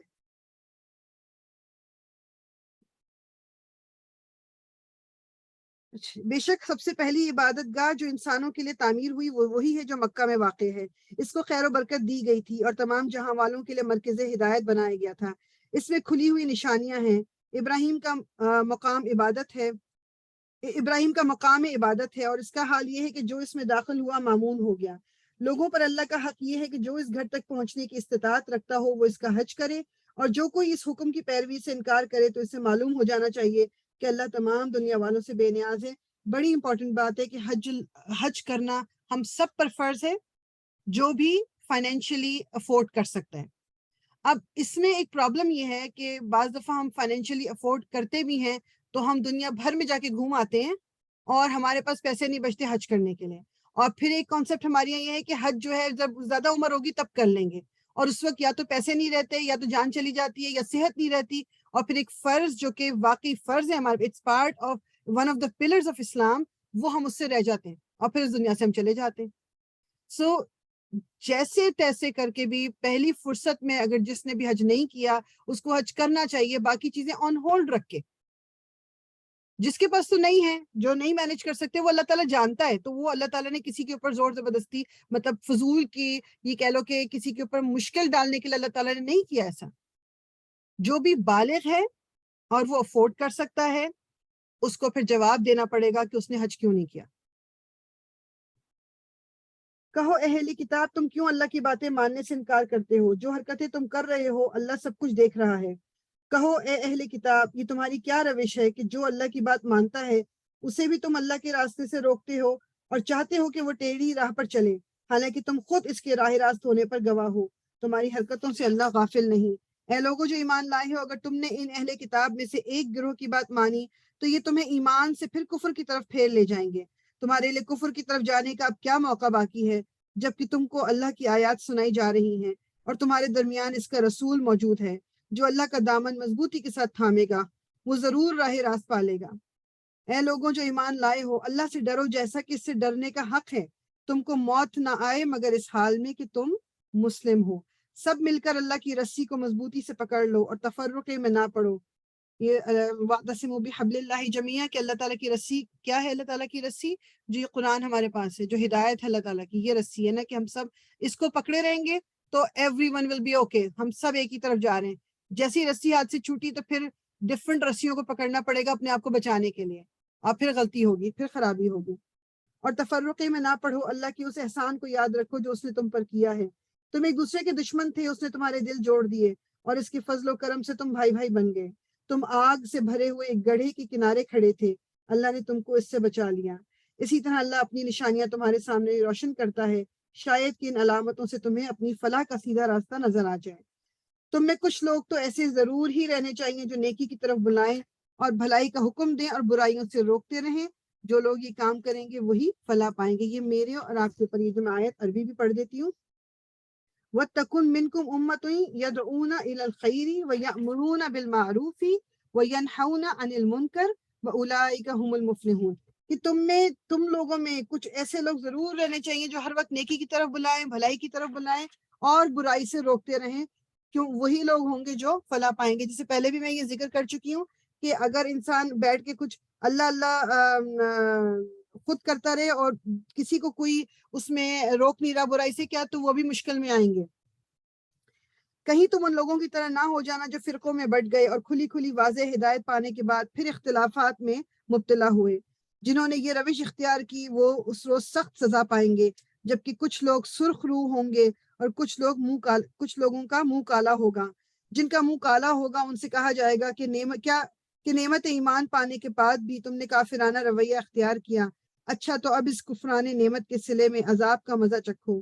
رہے وہ لوگ جن کے چہرے روشن ہوں گے تو ان کو اللہ کے دامن رحمت میں جگہ ملے گی اور ہمیشہ وہ اسی حالت میں رہیں گے۔ اللہ تعالی ہم سب کو اس میں شامل کریں، آمین رب العالمین۔ یہ اللہ کے ارشادات ہیں جو ہم تمہیں ٹھیک ٹھیک سنا رہے ہیں، کیونکہ اللہ دنیا والوں پر ظلم کرنے کا کوئی ارادہ نہیں رکھتا۔ زمین و آسمان کی ساری چیزوں کا مالک اللہ ہے اور سارے معاملات اللہ ہی کے حضور پیش ہوتے ہیں۔ اب دنیا میں وہ بہترین گروہ تم ہو جسے انسانوں کی ہدایت و اصلاح کے لیے میدان میں لایا گیا ہے۔ تم نیکی، اب یہ میں اور آپ، یہ ہم امت محمدیہ، یہ ان کی بات ہو رہی ہے۔ تم نیکی کا حکم دیتے ہو، بدی سے روکتے ہو اور اللہ پر ایمان رکھتے ہو۔ یہ اہل کتاب ایمان لاتے تو انہی کے حق میں بہتر تھا، اگرچہ ان میں کچھ لوگ ایماندار بھی پائے جاتے ہیں مگر ان کے بیشتر افراد نافرمان ہیں۔ یہ تمہارا کچھ بگاڑ نہیں سکتے، یہ زیادہ سے زیادہ بس کچھ ستا سکتے ہیں۔ اگر یہ تم سے لڑیں گے تو مقابلے میں پیٹھ دکھائیں گے، پھر ایسے بے بس ہوں گے کہ کہیں سے ان کو مدد نہ ملے گی۔ یہ جہاں بھی پائے گئے ان پر ذلت کی مار پڑی، کہیں اللہ کے ذمے یا انسانوں کے ذمے پناہ مل گئی تو یہ اور بات ہے۔ یہ اللہ کے غضب میں گھر چکے ہیں، ان پر محتاجی اور مغلوبی مسلط کر دی گئی ہے، اور یہ سب کچھ صرف اس وجہ سے ہوا کہ یہ اللہ کی آیات سے کفر کرتے رہے اور انہوں نے پیغمبروں کو ناحق قتل کیا۔ یہ ان کی نافرمانیوں اور زیادتیوں کا انجام ہے۔ مگر سارے اہل کتاب یکساں نہیں ہیں، ان میں کچھ لوگ ایسے بھی ہیں جو راہ راست پر قائم ہیں، راتوں کو اللہ کی آیات پڑھتے ہیں اور اس کے آگے سجدہ ریز ہوتے ہیں، اللہ اور روز آخرت پر ایمان رکھتے ہیں، نیکی کا حکم دیتے ہیں، برائیوں سے روکتے ہیں اور بھلائی کی کاموں میں سرگرم رہتے ہیں۔ یہ سارے لوگ ہیں، اور جو نیکی بھی یہ کریں گے اس کی ناقدری نہ کی جائے گی۔ اللہ پرہیزگار لوگوں کو خوب جانتا ہے۔ رہے وہ لوگ جنہوں نے کفر کا رویہ اختیار کیا تو اللہ کے مقابلے میں ان کو نہ ان کا مال کچھ کام دے گا نہ اولاد، وہ تو آگ میں جانے والے لوگ ہیں اور آگ ہی میں ہمیشہ رہیں گے۔ اللہ تعالیٰ ہمیں محفوظ رکھے اس آگ سے۔ جو کچھ وہ اپنی دنیا کی زندگی میں خرچ کر رہے ہیں اس کی مثال اس ہوا کی سی ہے جس میں پالا ہو، اور وہ ان لوگوں کی کھیتی پر چلے جنہوں نے اپنے اوپر ظلم کیا۔ پالا مینس کی جسے ایک ہوتا ہے نا کہ ہوا اس حد تک چاہیے کہ جب فصل پوری کھڑی ہوئی ہے تو ایک ٹھنڈی ہوا، ایک اچھی ہوا، ایک ہوتی ہے کہ مطلب وہ کچھ جلا کے رکھ دے بالکل، یعنی کہ وہ بجائے فائدہ دینے کے وہ نقصان ہی کرے۔ تو اللہ تعالیٰ کہہ رہے ہیں کہ جو دنیا کی زندگی میں خرچ کر رہے ہیں، مطلب انہیں اپنی طرف سے وہ بڑا وہ کہ جو دکھانے کو وہ اللہ کی راہ میں خرچ کر رہے ہیں یا دکھاوے کے لیے اچھے کام کر رہے ہیں، وہ ان کو کوئی فائدہ نہیں دے گا آخر میں۔ اور اسے وہ ان لوگوں کی کھیتی پر چلے جنہوں نے اپنے اوپر اب ظلم کیا اور اسے برباد کر کے رکھ دے۔ اللہ نے ان پر ظلم نہیں کیا بلکہ در حقیقت یہ خود اپنے اوپر ظلم کر رہے ہیں۔ اے لوگوں جو ایمان لائے ہو، اپنی جماعت کے لوگوں کے سوا دوسروں کو اپنا رازدار نہ بناؤ، وہ تمہاری خرابی کے کسی موقع سے فائدہ اٹھانے میں نہیں چوکتے۔ تمہیں جس چیز سے نقصان پہنچے وہی ان کو محبوب ہے، ان کے دل کا بغض ان کے منہ سے نکلا پڑتا ہے، اور جو کچھ وہ اپنے سینوں میں چھپائے ہوئے ہیں وہ اس سے شدید تر ہے۔ ہم نے تمہیں صاف صاف ہدایت دے دی ہیں، اگر تم عقل رکھتے ہو تو ان سے تعلق رکھنے میں احتیاط برتو گے۔ تم ان سے محبت رکھتے ہو مگر وہ تم سے محبت نہیں رکھتے، حالانکہ تم تمام کتب آسمانی کو مانتے ہو۔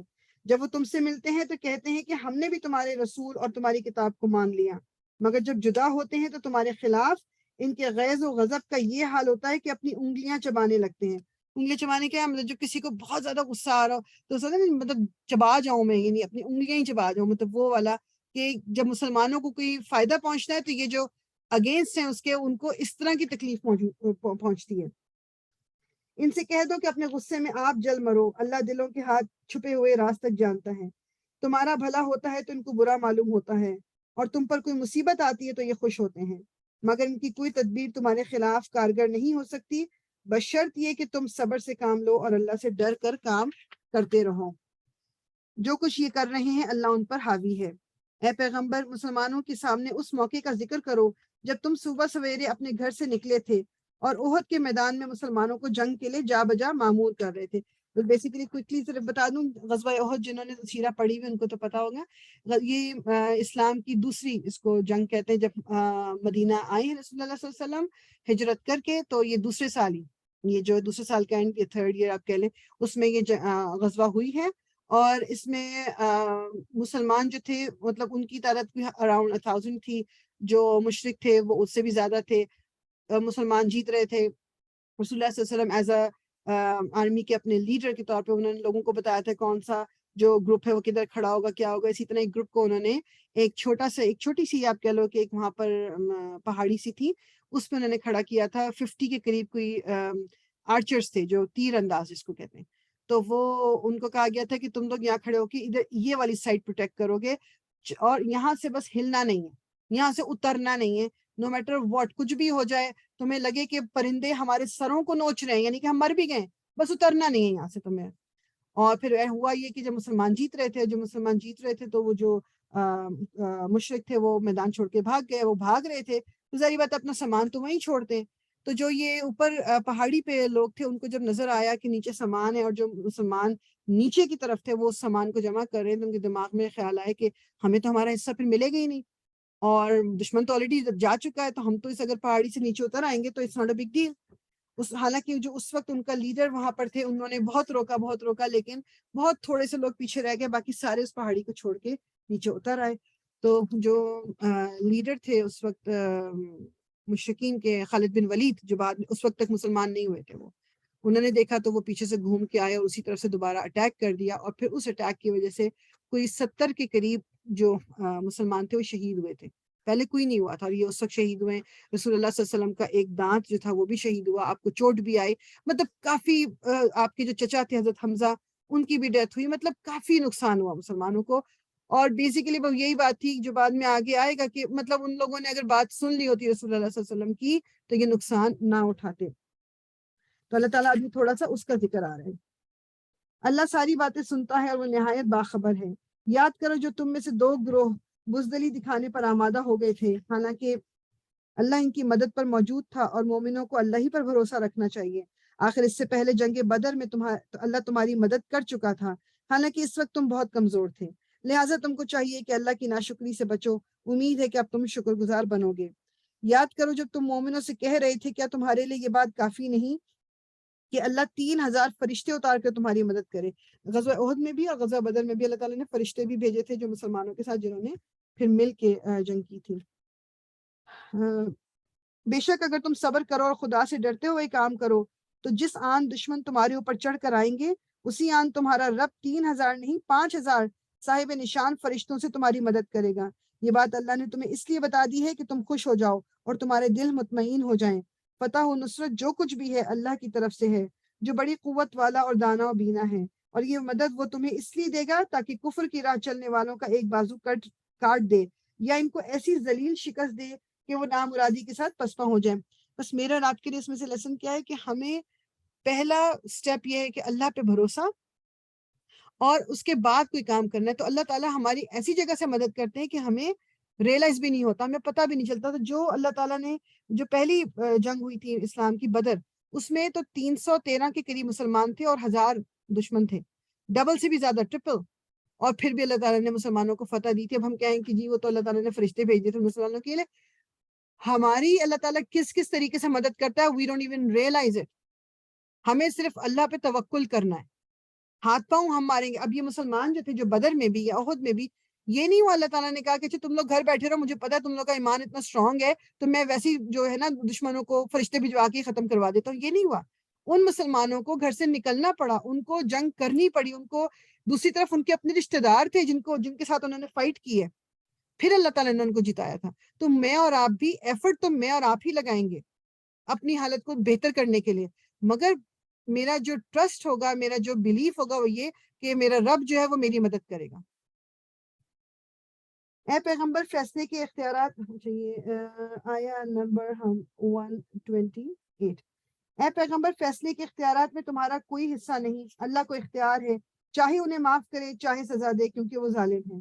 زمین اور آسمانوں میں جو کچھ ہے اس کا مالک اللہ ہے، جس کو چاہے بخش دے اور جس کو چاہے عذاب دے، وہ معاف کرنے والا اور رحیم ہے۔ بیسیکلی وہ رسول اللہ صلی اللہ علیہ وسلم جب زخمی ہوئے تو آپ کے منہ سے کفار کے حق میں بد دعا نکل گئی، اور آپ نے فرمایا کہ یہ قوم کیسے فلاح پا سکتی ہے جو اپنے نبی کو زخمی کر دے۔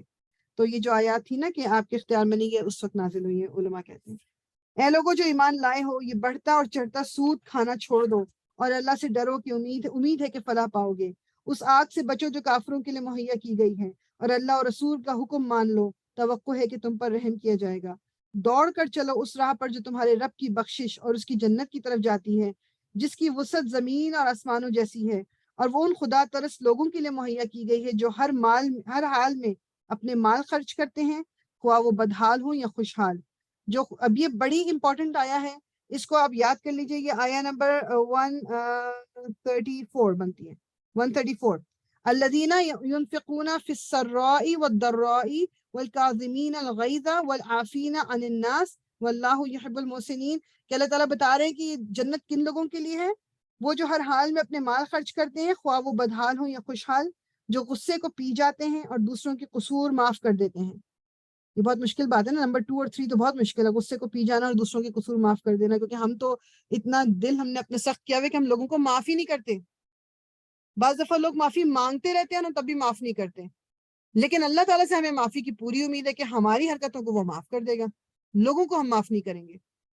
تو یہ سوچنے والی بات ہے۔ اللہ تعالیٰ کہہ رہے ہیں جو غصے کو پی جاتے ہیں اور دوسروں کے قصور معاف کر دیتے ہیں، ایسے نیک لوگ اللہ کو بہت پسند ہیں، اور جن کا حال یہ ہے کہ اگر کبھی کوئی فحش کام یعنی کوئی برا بےہودہ کام ان سے سرزد ہو جاتا ہے یا کسی گناہ کا ارتکاب کر کے وہ اپنے اوپر ظلم کر بیٹھتے ہیں، تو فوراً اللہ انہیں یاد آ جاتا ہے اور اس سے وہ اپنے قصوروں کی معافی چاہتے ہیں۔ یعنی غلطی تو سب سے ہوگی، لیکن کچھ لوگ ہیں جو اس غلطی پہ ڈٹ جاتے ہیں، جسے ابلیس نے کیا کہ اسے سجدہ نہ کر کے پھر اس کے بعد ڈٹ گیا، لیکن دوسری طرف حضرت آدم ہے کہ ان سے وہ مسٹیک ہوئی کہ انہوں نے اس درخت کے قریب چلے گئے، لیکن انہوں نے فوراً معافی مانگ لی۔ تو ہم بھی تو اسی آدم کی اولاد ہے نا، تو ہمیں بھی وہی اپنا رویہ رکھنے کہ غلطیاں تو ہوں گی، گناہ بھی ہوں گے، لیکن فوراً معافی مانگ لینی ہے۔ اللہ تعالیٰ کہ اب یہ بھی ایک کوالٹی بتا رہے ہیں کہ جن سے کوئی غلط کام ہو جاتا ہے وہ فوراً اللہ تعالیٰ انہیں یاد آ جاتا ہے اور وہ اس سے اپنے قصوروں کی معافی چاہتے ہیں، کیونکہ اللہ کے سوا اور کون ہے جو گناہ معاف کر سکتا ہے، اور وہ دیدہ اور دانستہ اپنے کیے پر اصرار نہیں کرتے۔ ایسے لوگوں کی جزا ان کے رب کے پاس یہ ہے کہ وہ ان کو معاف کر دے گا، اور ایسے باغوں میں انہیں داخل کرے گا جن کے نیچے نہریں بہتی ہوں گی، اور وہاں وہ ہمیشہ رہیں گے۔ کیسا اچھا بدلہ ہے نیک عمل کرنے والوں کے لیے۔ تم سے پہلے بہت سے دور گزر چکے ہیں، زمین پر چل پھر کر دیکھ لو کہ ان لوگوں کا کیا انجام ہوا جنہوں نے اللہ کے احکام اور ہدایت کو جھٹلایا۔ یہ لوگوں کے لیے ایک صاف اور صریح تنبیہ ہے، اور جو اللہ سے ڈرتے ہیں ان کی ہدایت اور نصیحت۔ دل شکستہ نہ ہو، غم نہ کرو، تم ہی غالب رہو گے اگر تم مومن ہو۔ اس وقت اگر تمہیں چوٹ لگی ہے تو اس سے پہلے ایسی ہی چوٹ تمہارے مخالف فریق کو بھی لگ چکی۔ بیسیکلی جو میں نے بتایا کہ احد میں جس طرح 70 کے قریب جو شہید ہو گئے صحابہ کرام، تو بدر میں تو مسلمانوں نے ہرایا تھا دشمن کو، اور دشمنوں کے تقریباً جو مکہ کے بڑے بڑے لیڈرز تھے سارے کے سارے اس میں مارے گئے تھے۔ تو اللہ تعالیٰ کہہ رہے ہیں کہ ہاں تمہیں اس وقت دکھ ہوا، تکلیف پہنچی، تو اس وقت تم نے ان کو بھی تکلیف تم دے چکے ہو۔ یہ تو زمانے کے نشیب و فراز ہیں جنہیں ہم لوگوں کے درمیان گردش کر دیتے رہتے ہیں۔ تم پر یہ وقت اس لیے لایا گیا کہ اللہ دیکھنا چاہتا تھا کہ تم میں سچے مومن کون ہیں، اور ان لوگوں کو چھانٹ لینا چاہتا تھا جو واقعی راستی کے گواہ ہوں، کیونکہ ظالم لوگ اللہ کو پسند نہیں ہیں۔ اور وہ اس آزمائش کے ذریعے سے مومنوں کو الگ چھانٹ کر کافروں کی سرکوبی کر دینا چاہتا ہے۔ مطلب یہ تو چلو میدان جنگ کی بات ہو رہی ہے، میری اور آپ کی زندگی میں بھی جب اوپر نیچے چیزیں ہوتی ہیں، مشکلات آتی ہیں، غم آتے ہیں، دکھ تکلیف آتی ہیں، بیماری آتی ہیں، تو یہ اللہ تعالیٰ جو ہے ایک طرف سے اللہ کی آزمائش ہوتی ہے کہ یہ اس وقت اگر ہم صبر دکھائیں، اس وقت ہم اگر اپنے ایمان کو مضبوطی سے پکڑے رکھیں، کوئی کفرانہ کلمات نہ بولیں، کوئی شرکیہ بات نہ کریں، تو اللہ تعالیٰ اس کے بدلے ہمارے درجات بلند کرتا ہے، اس کے بدلے ہمارے لیے اجر لکھا جاتا ہے۔ یہ رسول اللہ کی حدیث کا مفہوم ہے نا کہ ایک مومن کا معاملہ تو بہت ہی اچھا ہے کہ جب وہ کسی تکلیف میں ہوتا ہے اور وہ شکر کرتا ہے اور اس کے لیے اجر لکھا جاتا ہے، جب وہ اس کی خوشی میں ہوتا ہے، جب وہ خوشی میں ہوتا ہے تو وہ شکر کرتا ہے، جب وہ تکلیف میں ہوتا ہے تو وہ صبر کرتا ہے۔ تو ان دونوں صورتوں میں اس کے لیے اجر لکھا جاتا ہے. اس کو ایک کانٹا بھی چبھتا ہے تو اس کے لیے اجر لکھا جاتا ہے. یہ بات معمولی نہیں ہے، مطلب ہم اس کو بچپن سے سنتے بھی آئے حدیث کو کہ اچھا جی کانٹا بھی چبھا تو دماغ میں صرف کانٹا ہی آتا ہے جو گلاب کے پھولوں کے ساتھ لگا ہوا ہوتا ہے. کانٹے سے مراد یہ کہ بالکل ہلکا سے کسی کیڑے نے کاٹ لیا یا کوئی پن چپ گئی یا مطلب میں معمولی باتوں کی بات کروں، آپ کا پاؤں مڑ گیا، یہ کوئی یعنی ایون چھوٹی چھوٹی جو بھی چیزیں ہوتی ہیں اس پہ بھی ہمارے درجات بلند اللہ تعالیٰ کرتے ہیں اگر ہم اس پہ صبر کر لیں اور اللہ تعالیٰ کے شکر کو ہم اپنا مطلب وتیرہ بنا لیں، ہم شکر نہ چھوڑیں اللہ تعالیٰ کا کبھی بھی. کیونکہ ظالم لوگوں کو اللہ پسند نہیں کرتا اور وہ اس آزمائش کے ذریعے سے مومنوں کو الگ چھانٹ کر کافروں کی سرکوبی کر دینا چاہتا ہے. کیا تم نے یہ سمجھ رکھا ہے کہ یوں ہی جنت میں چلے جاؤ گے، حالانکہ ابھی اللہ نے تو یہ دیکھا ہی نہیں کہ تم میں کون ہے وہ لوگ جو اس کی راہ میں جانے لڑانے والے اور اس کی خاطر صبر کرنے والے ہیں. تم تو موت کی تمنائیں کر رہے تھے مگر یہ اس وقت کی بات تھی جب موت سامنے نہ آئی تھی. لو اب وہ تمہارے سامنے آ گئی اور تم نے اسے آنکھوں سے دیکھ لیا. محمد اس کے سوا کچھ نہیں کہ بس ایک رسول ہیں، ان سے پہلے اور رسول بھی گزر چکے ہیں. پھر کیا وہ اگر مر جائیں یا قتل کر دیے جائیں تو تم لوگ الٹے پاؤں پھر جاؤ گے؟ یاد رکھو جو الٹا پھرے گا وہ اللہ کا کچھ نقصان نہ کرے گا، البتہ جو اللہ کے شکر گزار بندے بن کر رہیں گے انہیں وہ اس کی جزا دے گا. یہ آیت ہے نا وما محمد الا رسول، یہ بہت امپورٹنٹ پارٹ ہے آیت کا، یہ جو آیا نمبر 144. کیونکہ ہمارے یہاں ایک پرٹیکولر کچھ گروپس ہیں جنہوں نے رسول اللہ صلی اللہ علیہ وسلم کو کہہ دیا وہ نور ہے، کچھ نے کہہ دیا کہ وہ انسان ہی نہیں تھے، کچھ نہیں. تو اللہ تعالیٰ کیا کہہ رہے ہیں کہ سوائے رسول کے محمد صلی اللہ علیہ وسلم کچھ نہیں ہے. اور جگہ ہے کہ بشر کا بھی لفظ آیا ہے کہ وہ ایک انسان تھے. آف کورس ان کی جو کوالٹیز تھیں، آف کورس جو ان کا درجہ ہے وہ کوئی انسان پہنچ نہیں سکتا وہاں تک، وہ میری اور آپ کی طرح کے عام انسان نہیں تھے. لیکن جن لوگوں نے ان کو درجہ ان کا اس سے بھی بڑھا دیا وہ بھی نہیں تھے. اللہ تعالیٰ خود بتا رہے قرآن کے اندر کوئی زیرو اللہ کی اذن کے بغیر نہیں مر سکتا، موت کا وقت تو لکھا ہوا ہے. جو شخص ثواب دنیا کے ارادے سے کام کرے گا اس کو ہم دنیا میں ہی دے دیں گے، اور جو ثواب آخرت کے ارادے سے کام کرے گا وہ آخرت کا ثواب پائے گا، اور شکر کرنے والوں کو ان کی جزا ضرور عطا کریں گے. اس سے پہلے کتنے ہی نبی ایسے گزر چکے ہیں جن کے ساتھ مل کر بہت سے خدا پرستوں نے جنگ کی. اللہ کی راہ میں جو مصیبتیں ان پر پڑی ان سے وہ دل شکستہ نہیں ہوئے، انہوں نے کمزوری نہیں دکھائی، وہ باطل کے آگے سرنگوں نہیں ہوئے. ایسے ہی صابروں کو اللہ پسند کرتا ہے. ان کی دعا بس یہ تھی کہ اے ہمارے رب ہماری غلطیوں اور کوتاہیوں سے درگزر فرما، ہمارے کام میں تیرے حدود سے جو کچھ تجاوز ہو گیا ہو اسے معاف فرما دے، ہمارے قدم جما دے اور کافروں کے مقابلے میں ہماری مدد کر. یہ جو دعا ہے اس دعا کو یاد کر لیں اگر دعا نہیں یاد ہوئی. 147 ربنا اغفر لنا ذنوبنا واسرافنا فی امرنا وثبت اقدامنا وانصرنا علی القوم الکافرین. یہ آیت نمبر 147. آخرکار اللہ نے ان کو دنیا کا ثواب بھی دیا اور اس سے بہتر ثواب آخرت میں عطا کیا. اللہ کو ایسے ہی نیک عمل لوگ پسند ہیں. اے لوگوں جو ایمان لائے ہو اگر تم ان لوگوں کے اشاروں پر چلو گے جنہوں نے کفر کی راہ اختیار کی ہے تو وہ تو تم کو الٹا پھیرے لے جائیں گے اور تم نامراد ہو جاؤ گے. یہ جس طرح ہم لوگ کو فالو کرنا ہوتا ہے نا، کیونکہ اب ہم ویسٹ میں رہ رہے ہیں تو ویسٹ کی طرح چلنا پڑے گا، اب یہاں آ گئے ہیں تو فالو تو کرنا ہی پڑے گا. یہ جو ہمارے خیالات ہیں ان کو ہمیں چینج کرنے کی ضرورت ہے. ان کی باتیں غلط ہیں، حقیقت یہ ہے کہ اللہ تمہارا حامی و مددگار ہے اور وہ بہترین مدد کرنے والا ہے. ان قریب وہ وقت آنے والا ہے جب ہم منکرین حق کے دلوں میں رعب بٹھا دیں گے، اس لیے کہ انہوں نے اللہ کے ساتھ ان کو خدائی میں شریک ٹھہرایا ہے جن کے شریک ہونے پر اللہ نے کوئی سند نازل نہیں کی. ان کا آخری ٹھکانہ جہنم ہے اور بہت ہی بری ہے وہ قیام گاہ جو ان ظالموں کو نصیب ہوگی. اللہ نے تائید و نصرت کا جو وعدہ تم سے کیا تھا وہ تو اس نے پورا کر دیا. ابتدا میں اس کے حکم سے تم ہی ان کو قتل کر رہے تھے. اب یہ غزوہ احد کی بات ہو رہی ہے.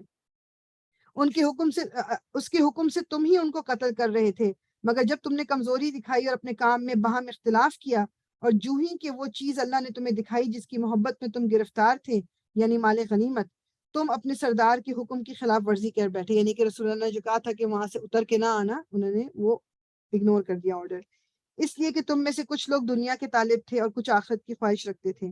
تب اللہ نے تمہیں کافروں کے مقابلے میں پسپاں کر دیا تاکہ تمہاری آزمائش کرے. اور حق یہ ہے کہ اللہ نے پھر بھی تمہیں معافی کر دیا کیونکہ مومنوں پر اللہ بڑی نظر عنایت رکھتا ہے.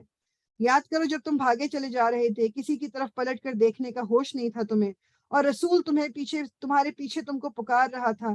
اس وقت تمہاری اس روش کا بدلہ اللہ نے تمہیں یہ دیا کہ تم کو رنج پر رنج دیے، تاکہ آئندہ کے لیے تمہیں یہ سبق ملے کہ جو کچھ تمہارے ہاتھ سے جائے یا جو مصیبت تم پر نازل ہو اس پر ملول نہ ہو. یہ مجھے اور آپ کو بھی یاد رکھنا ہے کہ جو کچھ بھی تمہارے ہاتھ سے ہمارے ہاتھ سے نکل جائے، جو چیز مطلب اللہ تعالیٰ نے دی تھی واپس لے لی کیونکہ ہے تو اللہ کی ہی، تو اس پہ دل کو اداس نہیں کرنا.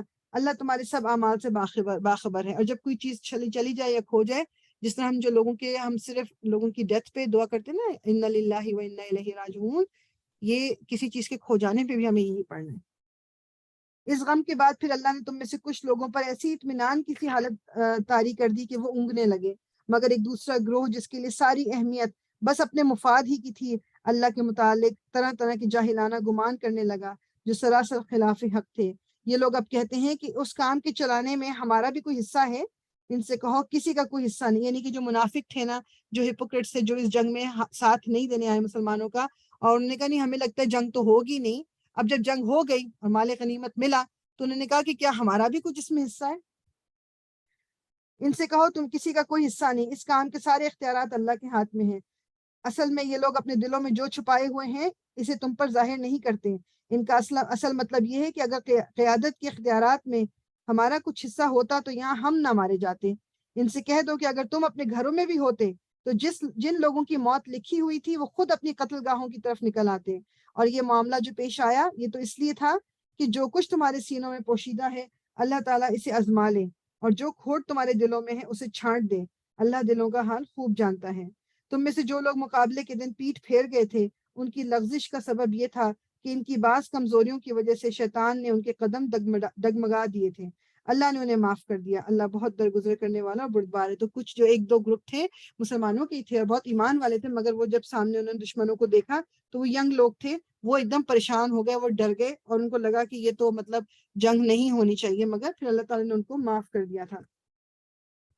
اے لوگوں جو ایمان لائے ہو، کافروں کی سی باتیں نہ کرو جن کے عزیز و اقارب اگر کبھی سفر میں جاتے ہیں یا جنگ میں شریک ہوتے ہیں اور وہاں کسی حادثے سے دو چار ہو جاتے ہیں تو وہ کہتے ہیں کہ اگر وہ ہمارے پاس ہوتے تو نہ مارے جاتے اور نہ قتل ہوتے. اللہ اس قسم کی باتوں کو ان کے دلوں میں حسرت و اندوہ کا سبب بنا دیتا ہے، ورنہ دراصل مارنے اور جلانے والا تو اللہ ہی ہے اور تمہاری حرکات پر وہ نگران ہے. یہ ہم سب سے ہو جاتا ہے نا کہ میں نے اگر وہ نہ کیا ہوتا، میں اگر وہاں نہ گئی ہوتی تو یہ نہ ہوتا، میں نے اگر یہ ٹرن نہ لیا ہوتا تو یہ نہ ہوتا، میں اس دن یہ جو تمام باتیں ہیں نا یہ ایک طرح سے یہ شو کرتی ہیں کہ مجھے اپنے اوپر بہت بھروسہ ہے، مطلب میں ہی ہوں بس. مطلب اگر میرا ڈیسیجن غلط ہے تو اس کا مطلب ہے آئی واز ان کنٹرول. بعض دفعہ ہم اتنی زیادہ پلاننگ کے ساتھ کوئی چیز کرتے ہیں اس کے باوجود بھی وہ اس طرح نہیں ہوتی جو ہونی تھی، تو اس وقت ہمیں پھر ریئلائز ہوتا ہے کہ میرے ہاتھ میں کچھ نہیں ہے. تو مجھے اور آپ کو ہمیشہ اپنے آپ کو ریمائنڈ کرانا ہے، یس میں اپنی طرف سے پوری کوشش کروں گی. فار ایگزامپل مجھے کہیں نئی جگہ پہ جانا ہے، پورا اس کا ایڈریس بھی لوں گی اور میں ڈائریکشن بھی پوچھوں گی اور سب کچھ کروں گی، بالکل سب کچھ کرنا ہے، مگر اس کے باوجود بھی کوئی گڑبڑ اگر ہو گئی تو پھر اللہ تعالیٰ کی مرضی تھی. اور یقین کریں اکثر میں نے اپنی نظروں سے مطلب اپنے ساتھ بھی یہ دیکھے کہ بعض دفعہ کوئی بہت پلان کر کے کسی جگہ جانا تھا کرنا تھا اور کوئی اینڈ موقع پہ کوئی چیز ہو گئی اور وہاں نہیں جا سکے، and then later on I did realise کہ یہ اچھا ہو گیا کہ میں نہیں گئی، یہ اچھا ہو گیا کہ اس طرح نہیں ہوا. مطلب دس از سم تھنگ، یہ مطلب یہ آپ اپنی زندگی میں جب غور کرنا شروع کریں خود ریئلائز آپ کریں گے کہ جب کوئی کام ہمارے پلان کے مطابق نہیں ہوتی. صحابہ کرام کا یہ ایک وہ تھا، کہتے تھے کہ جب ہمارا کوئی کام ہمارے پلاننگ کے مطابق نہیں ہوتا تھا تو ہمیں زیادہ وہ پسند ہوتا تھا کیونکہ پتہ چل جاتا تھا کہ یہ اللہ کی مرضی یہ تھی. تو جو کام میری اور آپ کی مرضی کے مطابق اگر نہیں ہوا اس پہ پھر آپ یہ توکل کر کے بیٹھ جائیں کہ بس یہ دس از واٹ اللہ سبحانہ تعالیٰ وانٹیڈ، اور جو اللہ چاہتا ہے میری 110% بہتری اسی میں ہے. نو میٹر واٹ آئی سے، جو بھی میں کہہ لوں اپنے لیے، اللہ تعالیٰ نوز بیٹر، بیسٹ اللہ تعالیٰ کو پتا ہے میرا، ٹھیک ہے. تو وہ اس کے حساب سے فیصلے کرتے ہیں اللہ تعالیٰ. اگر تم اللہ کی راہ میں مارے جاؤ یا مر جاؤ تو اللہ کی جو رحمت اور بخشش تمہارے حصے میں آئے گی وہ ان ساری چیزوں سے زیادہ بہتر ہے جنہیں یہ لوگ جمع کرتے ہیں. اور خواہ تم مرو یا مارے جاؤ، بہرحال تم سب کو سمٹ کر جانا اللہ ہی کی طرف ہے. اب آیا نمبر 159. اے پیغمبر، یہ اللہ کی بڑی رحمت ہے کہ تم ان لوگوں کے لیے بہت نرم مزاج واقع ہوئے ہو، ورنہ اگر کہیں تم تند خو اور سنگ دل ہوتے تو یہ سب تمہارے گرد و پیش سے چھٹ جاتے. ان کے قصور معاف کر دو، ان کے حق میں دعائیں مغفرت کرو اور دین کے کام میں ان کو بھی شریک مشورہ رکھو. پھر جب تمہارا عزم کسی رائے پر مستحکم ہو جائے تو اللہ پر بھروسہ کرو. اللہ کو وہ لوگ پسند ہیں جو اسی کے بھروسے پہ کام کرتے ہیں. اللہ تمہاری مدد پر ہو تو کوئی طاقت تم پر غالب آنے والی نہیں، اور وہ تمہیں چھوڑ دے تو اس کے بعد کون ہے جو تمہاری مدد کر سکتا ہو؟ بس جو سچے مومن ہیں ان کو اللہ ہی پر بھروسہ رکھنا چاہیے۔ کسی نبی کا یہ کام نہیں ہو سکتا کہ وہ خیانت کرے، اور جو کوئی خیانت کرے تو وہ اپنی خیانت سمیت قیامت کے روز حاضر ہو جائے گا۔ پھر ہر متنفس کو اس کی کمائی کا پورا پورا بدلہ مل جائے گا اور کسی پر کچھ ظلم نہ ہوگا۔ بھلا یہ کیسے ہو سکتا ہے کہ جو شخص ہمیشہ اللہ کی رضا پر چلنے والا ہو وہ اس شخص کے سے کام کرے جو اللہ کے غضب میں گھر گیا ہو اور جس کا آخری ٹھکانہ جہنم ہو جو بدترین ٹھکانہ ہے۔ اللہ کے نزدیک دونوں قسم کے آدمیوں میں بہت فرق ہے، اور اللہ سب کے اعمال پر نظر رکھتا ہے۔ در حقیقت اہل ایمان پر تو اللہ نے یہ بہت بڑا احسان کیا ہے کہ ان کے درمیان خود انہی میں سے ایک ایسا پیغمبر اٹھایا جو اس کی آیات انہیں سناتا ہے، ان کی زندگیوں کو سنوارتا ہے اور ان کو کتاب اور دانائی کی تعلیم دیتا ہے، حالانکہ اس سے پہلے یہی لوگ سری گمراہیوں میں پڑے ہوئے تھے۔ اور یہ تمہارا کیا حال ہے کہ جب تم پر مصیبت آ پڑی تو تم کہنے لگے یہ کہاں سے آئی، حالانکہ جنگ بدر میں اس سے دگنی مصیبت تمہارے ہاتھوں فریق مخالفت پر پڑ چکی ہے، یعنی کہ بدر میں تم ان کو اس سے زیادہ نقصان پہنچا چکے ہو، تو اب اگر تمہیں تھوڑا نقصان اٹھانا پڑ گیا تو اب کیوں پریشان ہوئے ہو ایک دم؟ اے نبی ایمان ان سے کہو یہ مصیبت تمہاری اپنی لائی ہوئی ہے، اللہ ہر چیز پر قادر ہے۔ جو نقصان لڑائی کے دن تمہیں پہنچا وہ اللہ کے اذن سے تھا، اور اس لیے تھا کہ اللہ دیکھ لے کہ تم میں سے مومن کون ہے اور منافق کون۔ وہ منافق کہ جب ان سے کہا گیا کہ آؤ اللہ کی راہ میں جنگ کرو یا کم از کم اپنے شہر کی مدافعت ہی کرو، تو کہنے لگے اگر ہمیں علم ہوتا کہ آج جنگ ہوگی تو ہم ضرور تمہارے ساتھ چلتے۔ یہ بات جب وہ کہہ رہے تھے اس وقت وہ ایمان کی بنسبت کفر سے زیادہ قریب تھے، یعنی جو منافق تھے بیسیکلی بظاہر وہ مسلمان تھے، انہوں نے کلمہ پڑھا ہوا تھا لیکن اندر سے وہ مسلمانوں کے ساتھ نہیں تھے۔ کہنے لگے اگر ہمیں علم ہوتا کہ آج جنگ ہوگی تو ہم ضرور تمہارے ساتھ چلتے۔ یہ بات جب وہ کہہ رہے تھے اس وقت وہ ایمان کی بنسبت کفر سے زیادہ قریب تھے۔ وہ اپنی زبانوں سے وہ بات کہتے ہیں جو ان کے دلوں میں نہیں ہوتی، اور جو کچھ وہ دلوں میں چھپاتے ہیں اللہ اسے خوب جانتا ہے۔ یہ وہی لوگ ہیں جو خود تو بیٹھے رہے اور ان کے بھائی جو لڑنے گئے تھے اور مارے گئے، ان کے متعلق انہوں نے کہہ دیا کہ اگر وہ ہماری بات مان لیتے تو نہ مارے جاتے۔ ان سے کہو اگر تم اپنے اس قول میں سچی ہو تو خود جب تمہاری موت آئے تو اسے ٹال کر دکھا دینا۔ جو میں بھی بات کر رہی تھی نا کہ یہ نہ ہوتا تو یہ، تو جو جب کبھی مر کے دیکھا اگر وہ سن لیتا تو نہ جاتی نا اس کی جان۔ تو اللہ تعالیٰ کیا کہہ رہے ہیں کہ اپنے جب تمہاری موت آئے، تم تو اپنے بہت خیال رکھ رہے ہو نا، اپنے آپ کو بچا رہے ہو، اس وقت اپنی موت سے بچ کے دکھا دینا۔ جو لوگ اللہ کی راہ میں قتل ہوئے انہیں مردہ نہ سمجھو، وہ تو حقیقت میں زندہ ہیں، اپنے رب کے پاس سے رزق پا رہے ہیں، جو کچھ اللہ نے اپنے فضل سے انہیں دیا ہے اس پر خوش و خرم ہیں، اور مطمئن ہے کہ جو اہل ایمان ان کے پیچھے رہ گئے ہیں ابھی وہاں نہیں پہنچے ہیں، ان کے لیے بھی کسی خوف اور رنج کا موقع نہیں ہے۔ وہ اللہ کے انعام اور اس کے فضل پر شاداں و فرحاں ہیں، اور ان کو معلوم ہو چکا ہے کہ اللہ مومنوں کے اجر کو ضائع نہیں کرتا۔ جن لوگوں نے زخم کھانے کے بعد بھی اللہ اور اس کے رسول کی پکار پر لبیک کہا، ان میں جو شخص نیکوکار اور پرہیزگار ہیں ان کے لیے بڑا اجر ہے۔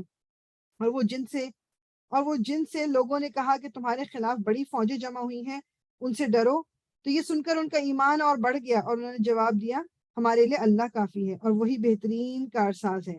ٹھیک ہے، وقالو حسبنا اللہ ونعم الوکیل، یہ ہمیں پڑھنا چاہیے، یہ بھی پارٹ، یہ دعا ہے نا، یہ آیہ نمبر 173، وقالو حسبنا اللہ ونعم الوکیل، کہ اللہ تعالیٰ بہترین کارساز ہے اور وہی جو ہے ہمارے لیے کافی ہے۔ آخرکار وہ اللہ تعالیٰ کی نعمت اور فضل کے ساتھ پلٹ آئے، ان کو کسی قسم کا ضرر بھی نہ پہنچا اور اللہ کی رضا پر چلنے کا شرف بھی انہیں حاصل ہوا۔ اللہ بڑا فضل فرمانے والا ہے۔ اب تمہیں معلوم ہو گیا کہ وہ دراصل شیطان تھا جو اپنے دوستوں سے خواہ مخواہ ڈرا رہا تھا، لہٰذا آئندہ تم انسانوں سے نہ ڈرنا، مجھ سے ڈرنا اگر تم حقیقت میں صاحب ایمان ہو۔ یہ میرے اور آپ کے لیے بھی ہے کہ ہمیں لوگوں سے نہیں ڈرنا، ہمیں اللہ تعالیٰ سے ڈرنا ہے۔ اے پیغمبر، جو لوگ آج کفر کی راہ میں بڑی دوڑ دھوپ کر رہے ہیں ان کی سرگرمیاں تمہیں آزردہ نہ کریں، یہ اللہ کا کچھ بھی نہ بگاڑ سکیں گے۔ اللہ کا ارادہ یہ ہے کہ ان کے لیے آخرت میں کوئی حصہ نہ رکھے اور بالآخر ان کو سخت سزا ملنے والی ہے۔ جو لوگ ایمان کو چھوڑ کر کفر کے خریدار بن رہے ہیں وہ یقیناً اللہ کا کوئی نقصان نہیں کر رہے، ان کے لیے دردناک عذاب تیار ہے۔ یہ ڈھیل جو ہم انہیں دیے جاتے ہیں اس کو یہ کافر اپنے حق میں بہتری نہ سمجھیں، ہم تو انہیں اس لیے ڈھیل دے رہے ہیں کہ یہ خوب بارے گناہ سمیٹ لیں، پھر ان کے لیے سخت ذلیل کرنے والی سزا ہے۔ اللہ مومنوں کو اس حالت میں ہرگز نہ رہنے دے گا جس میں تم اس وقت پائے جاتے ہو، وہ پاک لوگوں کو ناپاک لوگوں سے الگ کر کے رہے گا، مگر اللہ کا طریقہ یہ نہیں ہے کہ تم کو غیب پر مطلع کر دے. یہ بھی بڑی امپورٹنٹ بات ہے کہ ہم بعض دفعہ یہ چیز کہتے ہیں کہ جو رسول اللہ صلی اللہ علیہ وسلم سے منسوب کرتے ہیں کہ جیسے ان کو غیب کا علم تھا، اور یہ بہت دفعہ یہ بات ہو چکی ہے کہ جی غیب کا علم رسول اللہ صلی اللہ علیہ وسلم کے پاس نہیں تھا. یہ چیز ہمیں یاد رکھنی ہے. یہ غیب کی باتیں بتانے کے لیے تو وہ اپنے رسولوں میں سے جس کو چاہتا ہے منتخب کر لیتا ہے. رسول اللہ صلی اللہ علیہ وسلم کو بھی صرف وہی پتا تھا جو اللہ تعالیٰ نے ان کو جس چیز کی نالج دی تھی. جس طرح ہم جب سیرہ کو پڑھتے ہیں تو ہم دیکھتے ہیں کہ کچھ باتیں تھیں جو رسول اللہ صلی اللہ علیہ وسلم کو پتا ہوتی تھیں، تو وہ اللہ تعالیٰ کی طرف سے تھی. مطلب یہ کہہ دینا کہ ان کو سب کچھ ہی پتا تھا تو وہ بالکل ایسا مطلب نہیں تھا. اللہ تعالیٰ نے ان کو وہ باتیں بتائیں جو ان کو بتانی تھیں. اچھا جی، وہ پیچھے سے تھوڑا کروں. غیب کی باتیں بتانے کے لیے تو وہ اپنے رسولوں میں سے جس کو چاہتا ہے منتخب کر لیتا ہے. لہٰذا امور غیب کے بارے میں اللہ اور اس کے رسول پر ایمان رکھو. اگر تم ایمان اور خدا ترسی کی روش پر چلو گے تو اللہ تم کو بڑا اجر ملے گا. جن لوگوں کو اللہ نے اپنے فضل سے نوازا ہے پھر وہ بخل سے کام لیتے ہیں تو وہ اس خیال میں نہ رہیں کہ یہ بخیلی ان کے لیے اچھی ہے. نہیں، یہ ان کے حق میں نہایت بری ہے. جو کچھ وہ اپنی کنجوسی سے جمع کر رہے ہیں وہی قیامت کے روز ان کے گلے کا توق بن جائے گی. زمین اور آسمانوں کی میراث اللہ ہی کے لیے ہے اور جو کچھ تم کرتے ہو اللہ سے باخبر ہے. بیسیکلی یہ چیز اپنے آپ کو مطلب مجھے بھی، میرے لیے بھی یہ ریمائنڈر ہے اور آپ کے لیے بھی ریمائنڈر ہے کہ اپنے آپ کو ہمیشہ جب بھی چیز، ہم کوئی نہ کوئی چیز جمع کرنے کا شوق ہو جاتا ہے، کسی کپڑے، جوتے، چیزیں جو بھی، جولری، اس وقت بس اپنے آپ کو یہ بتائیں کہ ٹھیک ہے جمع کرنا ہے کریں، لیکن اگر ہم اس کو اللہ کی راہ میں خرچ نہیں کر رہے، ضرورت مند ہمارے ارد گرد ہیں، ضرورت مند ہماری فیملی میں ہیں اور ہم ان کو بھی کچھ نہیں دے رہے اور ہم اپنی زندگیوں میں مطلب مگن ہیں، تو ان تمام چیزوں کی ہم سے پوچھ گچھ کی جائے گی. یہ تمام چیزیں جو ہیں اس کا جواب دینا پڑے گا. اور وہ کہتے ہیں کہ مطلب آخرت میں، جس ابھی بھی ہم نے یہ پڑھا نا کہ انہی چیزوں سے مطلب جس طرح جس کو جولری کا ہے تو وہی داغا جائے گا ماتھا. مطلب آپ جو جمع کرتے ہو، بعض لوگ اس حد تک جمع کرنے کا ان کا ہوتا ہے کہ وہ پھر جو مطلب اس پہ زکوٰۃ بھی نہیں نکالتے. زکوٰۃ تو فرض ہے نا ہمارے اوپر، مطلب وہ بھی نہیں کرتے. تو یہ سب تمام چیزوں کا جواب ہمیں دینا پڑے گا. ٹھیک ہے، یہ چیز اپنے آپ کو ضرور ضرور بتا دیں. اللہ تعالیٰ کہہ رہے ہیں کہ زمین اور آسمانوں کی میراث اللہ ہی کی ہے اور جو کچھ تم کرتے ہو اللہ اس سے باخبر ہے. اللہ نے ان لوگوں کا قول سنا جو کہتے ہیں کہ اللہ فقیر ہے اور ہم غنی ہیں. تو جب یہودی، جو اسپیشلی جو یہودی ہیں، وہ یہ کہتے تھے کہ اچھا تم جو یہ بات کر رہے ہو کہ اللہ کی راہ میں دینے کی اور اس کی، تو کیا اللہ تعالیٰ نعوذ باللہ اللہ تعالیٰ کے پاس نہیں ہے؟ اللہ تعالیٰ کے ہاتھ بندھے ہوئے ہیں جو ہم سے مانگ رہے ہیں؟ تو اللہ تعالیٰ کیا کہہ رہے ہیں کہ اللہ نے ان کا قول سنا جو کہتے ہیں کہ اللہ فقیر ہے اور ہم غنی ہیں. ان کی یہ باتیں بھی ہم لکھ لیں گے، اور اس سے پہلے جو وہ پیغمبروں کو ناحق قتل کرتے رہے ہیں وہ بھی ان کے نامہ اعمال میں ثبت ہیں. جب فیصلے کا وقت آئے گا اس وقت ہم ان سے کہیں گے لو اب عذاب جہنم کا مزہ چکھو، یہ تمہارے اپنے ہاتھوں کی کمائی ہے، اللہ اپنے بندوں کے لیے ظالم نہیں ہے.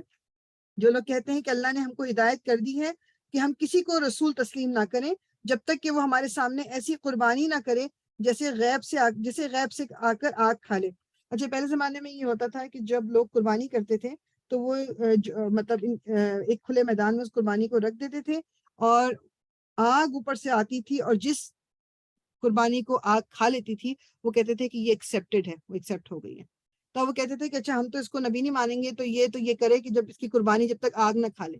تو اللہ تعالیٰ کیا کہہ رہے ہیں کہ مطلب ان سے پہلے ان سے کہو تمہارے پاس مجھ سے پہلے بہت سے رسول آ چکے ہیں جو بہت سی روشن نشانیاں لائے تھے اور وہ نشانی بھی لائے تھے جس کا تم ذکر کرتے ہو.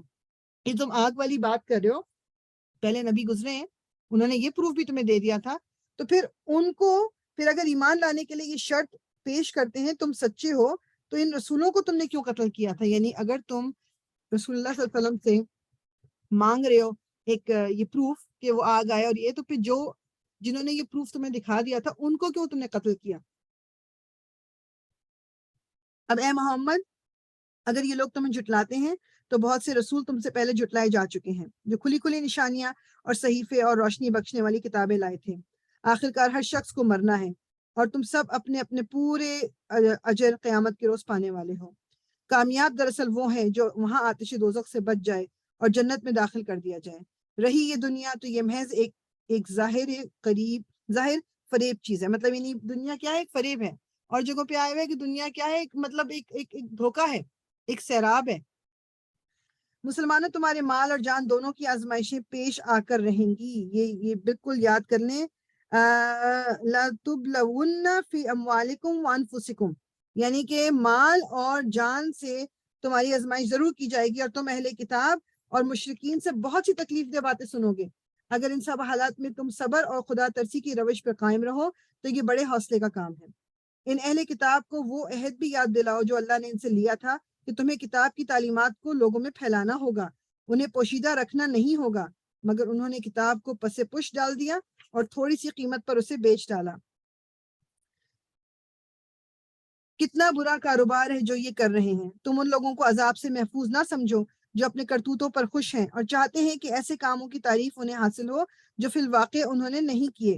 حقیقت میں ان کے لیے دردناک سزا تیار ہے. زمین اور آسمانوں کا مالک اللہ ہے اور اس کی قدرت سب پر حاوی ہے. زمین اور آسمانوں کی پیدائش میں اور رات اور دن کے باری باری سے آنے میں ان ہوش مند لوگوں کے لیے بہت نشانیاں ہیں جو اٹھتے بیٹھتے اور لیٹتے ہر حال میں خدا کو یاد کرتے ہیں اور آسمان اور زمین کی ساخت میں غور و فکر کرتے ہیں. وہ بے اختیار بول اٹھتے ہیں، پروردگار یہ سب کچھ تو نے فضول اور بے مقصد نہیں بنایا. کیا کہتے ہیں؟ وہ ربنا ما خلقت ھذا باطلا، یعنی یہ جو کچھ بنا ہوا ہے، یعنی وہ لوگ ہیں جو غور و فکر کرتے ہیں اللہ تعالیٰ کی بنائی ہوئی نعمتوں پر، اللہ تعالیٰ کی بنائی ہوئی ساری جو مخلوق ہے اس پہ غور و فکر کرتے ہیں. پھر وہ کیا کہتے ہیں کہ اللہ تعالیٰ تو نے یہ باطل نہیں بنایا، میننگ کہ تو نے یہ فضول اور بے مقصد نہیں بنایا. ٹھیک ہے؟ یہ بالکل جو جب چیزوں پہ ہم غور کرتے ہیں، ٹھیک ہے، تو بیسیکلی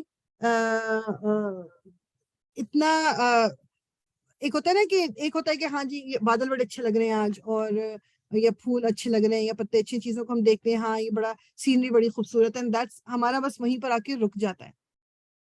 ہمیں اس سے ایک فردر یہ جانا ہے جو اللہ تعالیٰ کہہ رہے ہیں کہ ہم غور و فکر کرتے ہیں کہ آپ یہ دیکھ رہے ہو کہ جی پودے جو ایک سیکنڈ ہوگی.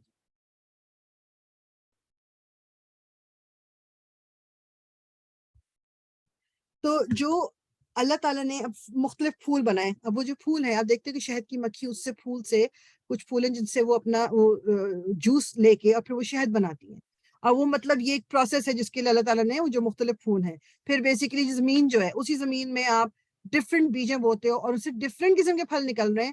بظاہر دیکھنے میں وہ ایک دانہ ہے بیج کا، پانی بھی وہی دے رہے ہیں، پانی وہی جا رہا ہے، مٹی وہی ہے، مگر کہیں سے سیب نکل رہا ہے، کہیں آپ کہہ لو کہ اورنجز نکل رہے ہیں، کہیں پر پیچز نکل رہے ہیں.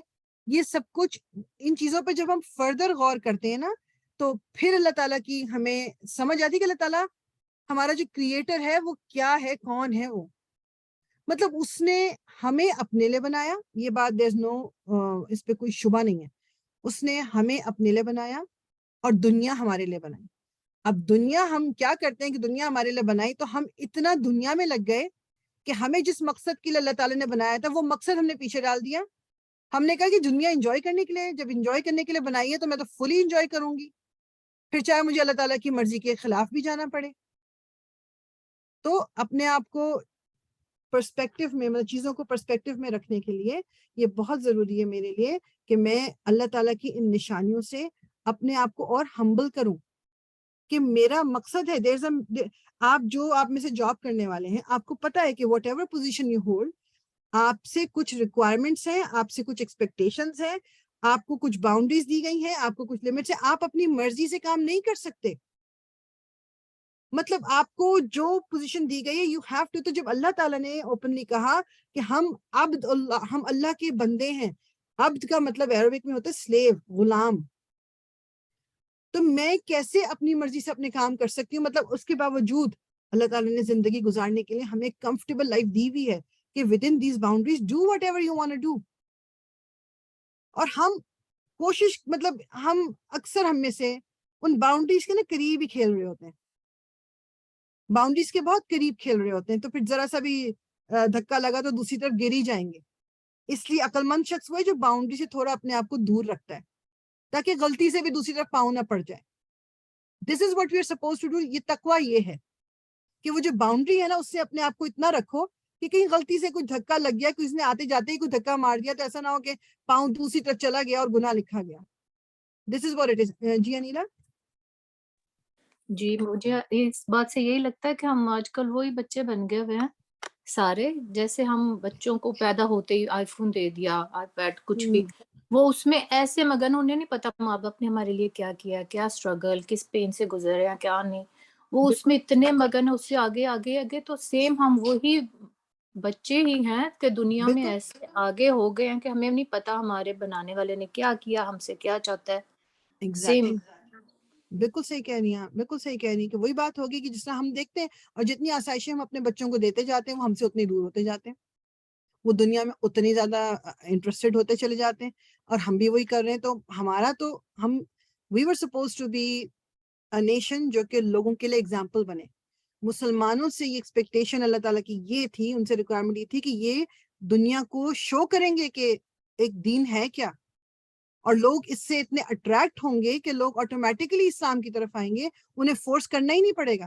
جس طرح رسول اللہ صلی اللہ علیہ وسلم اور صحابہ کرام کے زمانے میں میجورٹی لوگ مسلمان ہوئے تھے ان رسول اللہ کے اور صحابہ کرام کے ایٹیٹیوڈ کو دیکھ کے, ان کا کیریکٹر دیکھ کے, ان سے امپریس ہو کے.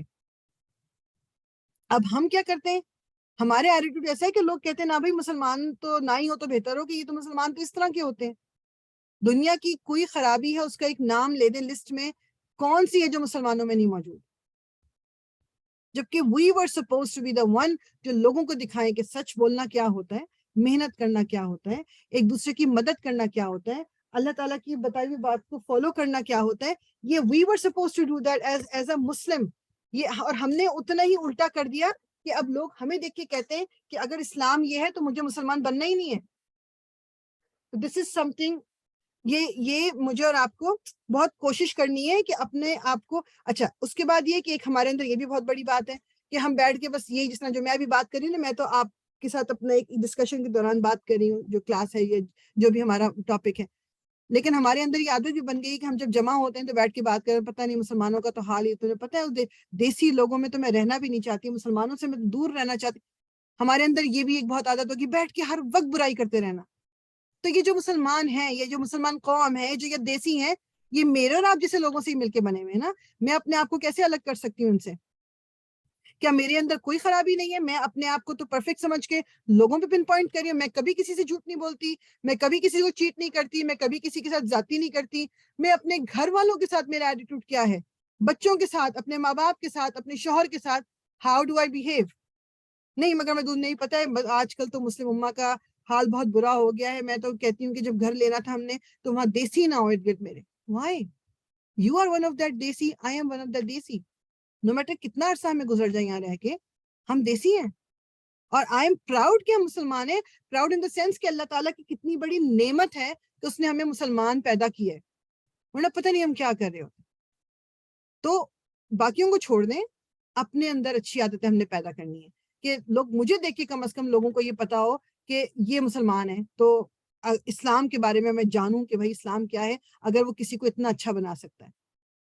ٹھیک, اللہ تعالیٰ کہہ رہے ہیں کہ کتنا برا کاروبار ہے جو یہ کر رہے ہیں. تم ان لوگوں کو عذاب سے محفوظ نہ سمجھو جو اپنے کرتوتوں پر خوش ہیں اور چاہتے ہیں کہ ایسے کاموں کی تعریف انہیں حاصل ہو جو فی الواقع انہوں نے نہیں کیے. حقیقت میں ان کے لیے دردناک سزا ہے. زمین اور آسمانوں کا مالک اللہ ہے اور اس کی قدرت سب پر حاوی ہے. زمین اور آسمانوں کی پیدائش میں اور رات اور دن کے باری باری آنے میں ان ہوش مند لوگوں کے لیے بہت نشانیاں ہیں جو اٹھتے بیٹھتے اور لیٹتے ہر حال میں خدا کو یاد کرتے ہیں اور آسمان اور زمین کی ساخت میں غور و فکر کرتے ہیں. وہ بے اختیار بول اٹھتے ہیں, رب پروردگار, یہ سب کچھ تو نے فضول اور بے مقصد نہیں بنایا, تو پاک ہے اس سے کہ عبث کام کرے. بس اے رب ہمیں دوزخ کے عذاب سے بچا لے, تو نے جسے دوزخ میں ڈال دیا اسے در حقیقت بڑی ذلت اور رسوائی میں ڈال دیا, اور پھر ایسے ظالموں کا کوئی مددگار نہ ہوگا. مالک, ہم نے ایک پکارنے والے کو سنا جو ایمان کی طرف بلاتا تھا اور کہتا تھا کہ اپنے رب کو مانو. ہم نے اس کی دعوت قبول کر لی. بس اے ہمارے رب, جو قصور ہم سے ہوئے ہیں ان سے درگزر فرما, جو برائیاں ہم میں ہیں انہیں دور کر دے. آمین یا رب العالمین. اور ہمارا خاتمہ نیک لوگوں کے ساتھ کر.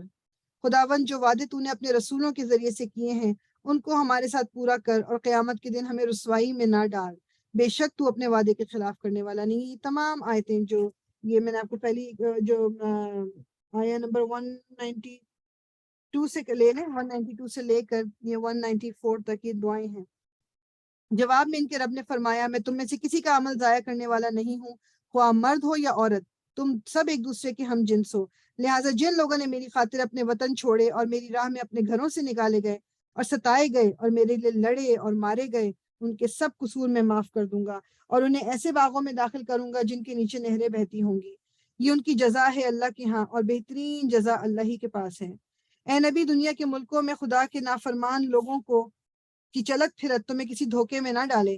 یہ محض چند روزہ زندگی کا تھوڑا سا لطف ہے, پھر یہ سب جہنم میں جائیں گے جو بدترین جائے قرار ہے. برعکس اس کے جو لوگ اپنے رب سے ڈرتے ہوئے زندگی بسر کرتے ہیں, ان کے لیے ایسے باغ ہیں جن کے نیچے نہریں بہتی ہیں. ان باغوں میں وہ ہمیشہ رہیں گے. اللہ کی طرف سے یہ سامان ضیافت ہے ان کے لیے, اور جو کچھ اللہ کے پاس ہے نیک لوگوں کے لیے وہی سب سے بہتر ہے. اہل کتاب میں بھی کچھ لوگ ایسے ہیں جو اللہ کو مانتے ہیں اور اس کتاب پر ایمان لاتے ہیں جو تمہاری طرف بھیجی گئی ہے, اور اس کتاب پر بھی ایمان رکھتے ہیں جو اس سے پہلے خود ان کی طرف بھیجی گئی تھی. اللہ کے آگے جھکے ہوئے ہیں اور اللہ کی آیات کو تھوڑی سی قیمت پر بیچ نہیں دیتے. یعنی کہ ان لوگوں میں بھی جو مسلمان ہو جاتے ہیں کسی ریزن سے ہوتے ہیں نا, کہ وہ اپنی کتاب پہ ایمان لائے تھے, پھر جب قرآن آ گیا تو وہ قرآن پر ایمان لے آئے. ان کا اجر ان کے رب کے پاس ہے اور اللہ حساب چکانے میں دیر نہیں لگاتا. اے لوگوں جو ایمان لائے ہو, صبر سے کام لو, باطل پرستوں کے مقابلے میں پامردی یعنی کہ اسٹرینتھ دکھاؤ, حق کی خدمت کے لیے کمر بستہ رہو اور اللہ سے ڈرتے رہو, امید ہے کہ فلاح پاؤ گے. یہ جو ہے نا آخری آیت, ویری ویری ویری امپورٹنٹ آیا. یا ایھا الذین آمنوا اصبروا وصابروا ورابطوا واتقوا اللہ لعلکم تفلحون. بس یہ پورا آپ کو کہہ لیں, وہ علماء کہتے ہیں کہ پوری سورہ کا جو ایک نچوڑ ہے نا, یہ پورا آپ کہہ لو جو ایک خلاصہ ہے, وہ یہ آخری آیت میں کہ ہمیں کرنا کیا ہے. ٹھیک ہے, this is something really really important. اچھا جی, سورہ نساء ہم شروع کریں گے انشاءاللہ. ہاں, آدھا گھنٹہ ہمارے پاس ہے. سورہ نساء جو ہے یہ ویری ویری امپورٹنٹ آپ کہہ لو کہ سورہ, یہ بھی مدنی سورہ ہے. یہ مدینہ کی کہتے ہیں کہ جو 3rd ایئر میں شروع ہوئی تھی, اور ڈفرینٹ, اب جیسے پہلے بھی بتایا کہ ڈفرینٹ ٹائم پہ ڈفرینٹ آیاز نازل ہوئی تھی. اس کی کچھ آیات 3rd میں نازل ہوئی, کوئی 4th, کچھ 5th میں یہ کمپلیٹ ہو گئی تھی. 5th ہجری کے جو وہ کہتے ہیں کہ شروع کا ٹائم تھا. اچھا, ابھی ہم جو سورہ مدنی سورہ کر رہے ہیں نا, اس میں تو پھر آپ سنیں گے, جیسے میں بتاؤں گی کہ یہ 3rd ہجری کی ہے یا 4th کی, 5th کی, کیونکہ مدینہ میں پھر بھی کمپائلیشن جو تھی نا وہ کسی حد تک ہو رہی تھی, لوگ ایک چیزوں کو نوٹ کرنے کی. مکہ والا جو قرآن ہے اس میں کچھ صورتوں کے بارے میں ہوتا ہے, ملتا ہے because of some reason, meaning کہ کوئی واقعہ ہوا تھا, لیکن مکی صورتوں میں نا اتنی کلیئرٹی کے ساتھ نہیں پتہ چلتا کہ یہ آیات کب نازل ہوئی تھی, لیکن مدینہ والے قرآن میں یہ موجود ہے. یہ جو سورہ ہے یہ سورہ غزوہ احد کی بات کی ہے. تو جیسے میں نے بتایا کہ غزوہ احد میں کافی صحابہ کرام کی ڈیتھ بھی ہوئی تھی, تو بہت سارے اس میں آپ کو آیات ملیں گی وراثت کو لے کر, اس میں آیت ملیں گی نکاح کو لے کر, اس میں آیتیں ہیں یتیموں کے بارے میں, اس میں مطلب ڈفرینٹ قسم کے احکامات اس سورہ میں ہمیں ملیں گے. حضرت عمر کا یہ قول تھا کہ عورتوں کو سورہ نساء اور سورہ نور اور سورہ احزاب یہ ضرور یاد کرنی چاہیے. اور واقعی یہ تینوں صورتیں, ابھی سورہ نساء تو ہم پڑھ لیں گے نا, پھر آگے جا کے سورہ نور آئے گی, پھر احزاب آئے گی, تو یہ بہت امپورٹنٹ ہے عورتوں کے لیے, اسپیشلی عورتوں کے لیے. ٹھیک ہے, تو انشاءاللہ اب اس کو شروع کرتے ہیں. اعوذ باللہ. اور اس کی جو پہلی آیت ہے نا, یوزلی یہ نکاح کا جو خطبہ ہوتا ہے نا اس میں یہ پڑھی جاتی ہے. اور اب مزے کی چیز اب اس میں دیکھو گے کہ اس میں نکاح سے یا شادی سے ریلیٹڈ کوئی بات نہیں ہے, لیکن اس کے پیچھے جو وہ ایک حکمت ہے نا, وہ انشاءاللہ جب ہم تفسیر ابھی دیکھتے ہیں تو ہمیں سمجھ آئے گی. میں اسی آیت کی بس ایک تلاوت کر لیتی ہوں, پھر آگے چلتے ہیں انشاءاللہ. اعوذ باللہ من الشیطان الرجیم, بسم اللہ الرحمن الرحیم. یا ایہا الناس اتقوا ربکم الذی خلقکم من نفس واحدۃ وخلق منها زوجها وبث منهما رجالا كثيرا ونساء واتقوا الله الذي تساءلون به والأرحام إن الله كان عليكم رقيبا. صدق اللہ العظیم. لوگوں اپنے رب سے ڈرو جس نے تم کو ایک جان سے پیدا کیا اور اسی جان سے اس کا جوڑا بنایا, اور ان دونوں سے بہت ہی مرد اور عورت دنیا میں پھیلا دیے. اس خدا سے ڈرو جس کا واسطہ دے کر تم ایک دوسرے سے اپنے حق مانگتے ہو, اور رشتہ و قرابت کے تعلقات کو بگاڑنے سے پرہیز کرو. یقین جانو کہ اللہ تم پر نگرانی کر رہا ہے. یعنی اب اس کے اگر پیچھے دیکھیں نا تو کیا ہے کہ لوگ اپنے رب سے, اللہ تعالیٰ سے ڈرنے والی آیت ہے کہ اللہ تعالیٰ سے ڈرو. اور یہ حقیقت ہے کہ جس انسان کو خدا کا خوف ہوگا نا تو وہ پھر اپنے رشتوں میں بھی پورا انصاف سے کام لے گا, ہر رشتے. تو اسی طرح میاں بیوی کا بھی رشتہ ہے, جب خوف خدا نہیں ہوتا تو نہ بیوی شوہر کے حقوق پورے کرتی ہے, نہ شوہر بیوی کے حقوق پورے کرتا ہے, اور اس لیے خرابیاں پیدا ہوتی ہیں. نوٹ کریں اپنے ارد گرد کہ جن جن گھروں میں دین کی صحیح سمجھ, اچھا میں صرف صحیح سمجھ کی بات کر رہی ہوں, بعض دفعہ بظاہر نظر آتا ہے کہ بہت ہی دینی لوگ ہیں لیکن زندگیاں مصیبت میں ہوتی ہیں. میں بات کر رہی ہوں جس کے پاس بھی دین کی صحیح سمجھ ہے اس گھر میں آپ کو سکون نظر آئے گا. اوپر نیچے سب کی زندگیاں ہوتی ہیں, لڑائی جھگڑے بھی ہوتے ہیں, دو لوگ ہیں, بری بھی لگتی ہے اچھی بھی لگتی ہے بات, that is some thing normal, لیکن جنرلی اسپیکنگ گھر میں سکون ہوگا, آپس میں ایک دوسرے سے محبت ہوگی, اس گھر میں بچے بھی سکون میں ہوں گے, بچوں کی بھی ایک آپ کو پرسنالٹی میں نظر آئے گا کہ یہ جس گھر سے آ رہے ہیں کہ وہاں بیک گراؤنڈ میں سکون ہے. کیوں؟ کیونکہ ان کو اللہ کا خوف ہے. اللہ تعالیٰ کہہ رہے ہیں کہ جس رب کا واسطہ دے کے تم ایک دوسرے کو ڈراتے ہو, مینی کبھی ہوتا ہے نا ہمارے کہا جاتا ہے کچھ خدا کا خوف کرو, تم میرا حق مجھے نہیں دے رہے, تم خدا کا خوف کرو, یہ جائیداد میں یہ نہ, مطلب ہم باتیں کرتے ہیں خدا کا خوف کرو. اس وقت ہم اللہ تعالیٰ کو گواہ بنا رہے ہوتے ہیں اللہ تعالیٰ کے بارے میں, کہ اسی اللہ تعالیٰ سے ہم نہیں ڈرتے. جب مجھے کام ہے تو میں کہوں گی اللہ کی قسم, اللہ کا قسم کھاؤ, ہم قسمیں بھی کھلوا رہے ہوتے ہیں, اللہ کا واسطہ بھی دے رہے ہوتے ہیں. لیکن جب اسی رب کے احکامات ماننے کی بات آتی ہے تو مجھے اپنی مرضی کرنی ہوتی ہے. اس وقت پھر میرے لیے وہ مشکل ہوتا ہے ماننا اللہ تعالیٰ کے احکامات. تو اللہ تعالیٰ یہ کہہ رہے ہیں کہ جس رب کو تم ایک دوسرے یوز کرتے ہو اس رب سے ڈرو, کیونکہ وہ جو یعنی تم آپس کے رشتوں میں یقین جانو کہ اللہ تعالیٰ تم پر نگرانی کر رہا ہے. اگر میں اپنے شوہر کو اس کا حق نہیں دے رہی, اللہ تعالیٰ جانتا ہے, nobody knows, کسی کو پتہ نہیں چلے گا, میری پکڑ ہوگی قیامت کے دن. اگر میرا شوہر میرے حق پورے نہیں کر رہا, چاہے دنیا نہیں جانتی ہوگی, اللہ تعالیٰ جانتا ہے, اللہ تعالیٰ اس سے بھی پوچھے گا. تو یہ چیز دماغ میں ہمیشہ رکھیں. بظاہر بعض دفعہ دنیا میں لگتا ہے نا کہ یہ مردوں کو اللہ تعالیٰ نے بڑا وہ ہر رائٹ ملا ہوا ہے اور مرد یہ کرتے ہیں, عورتوں کے ساتھ یہ کرتے ہیں.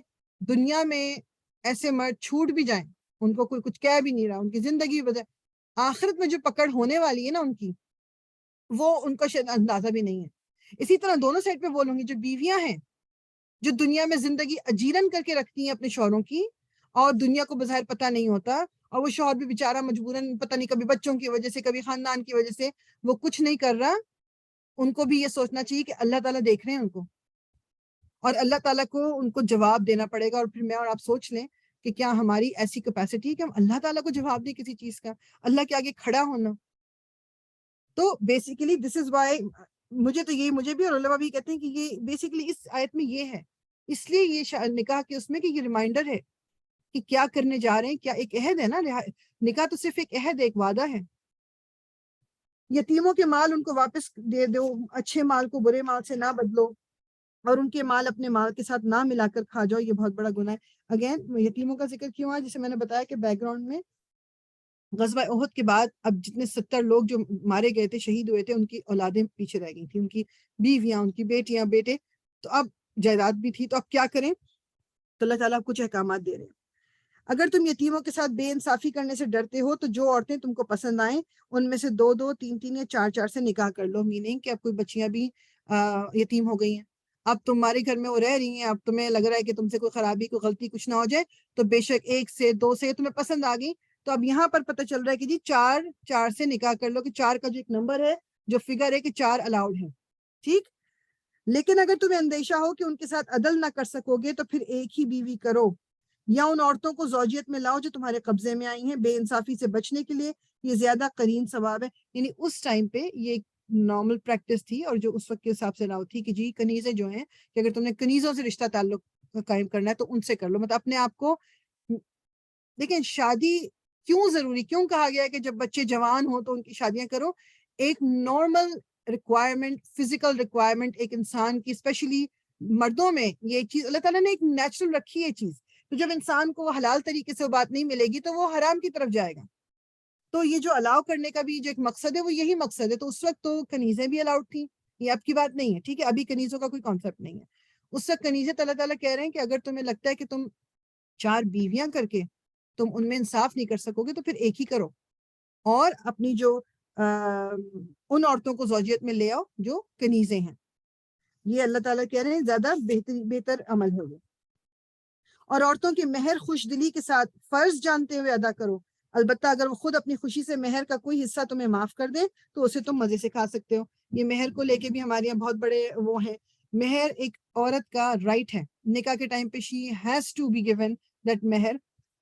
اگر آپس کی انڈرسٹینڈنگ سے وہ ڈیلے کی جاتی ہے دیٹس اوکے. کوئی معاف کر دیتا ہے دیٹس اوکے ٹو. کوئی شوہر بھی کہہ کے اپنی مہر معاف نہیں کروا سکتا کہ بھائی معاف کر دو میرے لیے. نو, اٹ از ناٹ الاؤڈ. یہ مہر اس کا رائٹ ہے, یہ ایک لڑکی کا رائٹ ہے. اور اس لیے یہ ہمارے یہاں اللہ تعالیٰ سب کو جو جن کی بھی بچوں کی شادیاں ہونی ہیں یا جو بھی اس میں ایک چیز یہ بھی یاد رکھیں کہ یہ اس کا رائٹ ہے. اس کو کہنے کا حق دینا ہے اپنی اولاد کو کہ کتنا دینا ہے یا کتنا لینا ہے. اگر بیٹا ہے تو اس نے کتنا, مطلب یہ آپس کی ان لوگوں کی ڈیسیجن ہونی چاہیے. یہ جو خاندانوں کی بعض دفعہ ڈیسیجن ہوتی ہے نا کہ جی پورا گھر نام لکھ دو یا یہ جائیداد کر دو, اور بچی کو پتہ بھی نہیں ہے, لڑکے کو پتہ بھی نہیں ہے. ایسا نہیں کر سکتے. یہ لڑکے نے دینا ہے, اب اس کو دے دیں اس کے والد یا والدہ, یہ جو بھی وہ ایک الگ بات ہے. ذمہ داری یہ لڑکے کی ہے اور دوسری طرف یہ دینا لڑکی کو ہے. تو ان دونوں کی انڈرسٹینڈنگ سے ہونا چاہیے. جی انیلا. میں نے یہ پوچھنا تھا, اس آیت کی مجھے سمجھ نہیں آئی کہ جیسے اگر ایک ہی بیوی رکھو اور کنیزوں سے بھی تعلق رکھ سکتے ہو, یہ اس ہے وقت الاؤڈ تھا, اس وقت الاؤڈ تھا. جی اچھا یہ ہے, ٹھیک ہاں ہے. جی. جزاک اللہ. اور وہ اپنے وہ مال جنہیں اللہ نے تمہارے لیے قیام میں زندگی کا ذریعہ بنایا ہے نادان لوگوں کے حوالے نہ کرو, البتہ انہیں کھانے اور پہننے کے لیے دو اور انہیں نیک ہدایت کرو. بیسیکلی یہ بات کہ جو اپنے وہ مال یعنی جنہیں اللہ تعالیٰ نے یعنی لوگوں کے حوالے, ایسے لوگوں کے حوالے مال نہ کر دو کہ جو پتہ ہے کہ وہ ضائع کر دیں گے مال کو, جیسے بزنس کے لیے کسی بھی چیز کے لیے دیکھ داکھ کے یہ فیصلے کرنے چاہیے. اور یتیموں کی آزمائش کرتے رہو یہاں تک کہ وہ نکاح کی قابل عمر کو پہنچ جائیں. پھر اگر تم ان کے اندر اہلیت پاؤ تو ان کے مال ان کے حوالے کر دو. یعنی یتیم ینگ ہے, اس کا مال و دولت ہے, اس وقت تک اس کے حوالے نہ کریں جب تک آپ یہ دیکھ نہ لیں کہ ہاں ہی کین ہینڈل اٹ, وہ اس کو صحیح طریقے سے استعمال کر سکتا ہے. ایسا کبھی نہ کرنا کہ حد انصاف سے تجاوز کر کے اس خوف سے ان کے مال جلدی جلدی کھا جاؤ کہ وہ بڑے ہو کر اپنے حق کا مطالبہ کریں گے. یتیم کا جو سرپرست مالدار ہو وہ پرہیزگاری سے کام لے, اور جو غریب ہو وہ معروف طریقے سے کھائے. پھر جب ان کے مال ان کے حوالے کرنے لگو تو لوگوں کو اس پر گواہ بنا لو, اور حساب لینے کے لیے اللہ کافی ہے. اگر سرپرست جو ہے, جو اس کا کیئر ٹیکر ہے کسی آرفن کا, یتیم کا, وہ خود ویل آف ہے تو پھر تو ان کو پرہیز کرنا چاہیے کہ اس کے مال سے کچھ بھی لیں. لیکن جو سرپرست ہیں, بعض دفعہ یہ بھی تو ہوتا ہے کہ وہ سرپرست جو ہے وہ واقعی ہینڈ ٹو ماؤتھ والی ان کی سچویشن ہے, وہ اتنے ویل آف نہیں ہے, تو پھر اگر وہ یتیم کے مال سے بھی اپنے لیے اسی میں سے کھانا بنا لیں گے یا اپنے میں سے اس کو ایک ریزنیبل طریقے سے استعمال کر لیں گے because they are looking after the یتیم, تو اللہ تعالیٰ کہہ رہے ہیں اٹ از اوکے.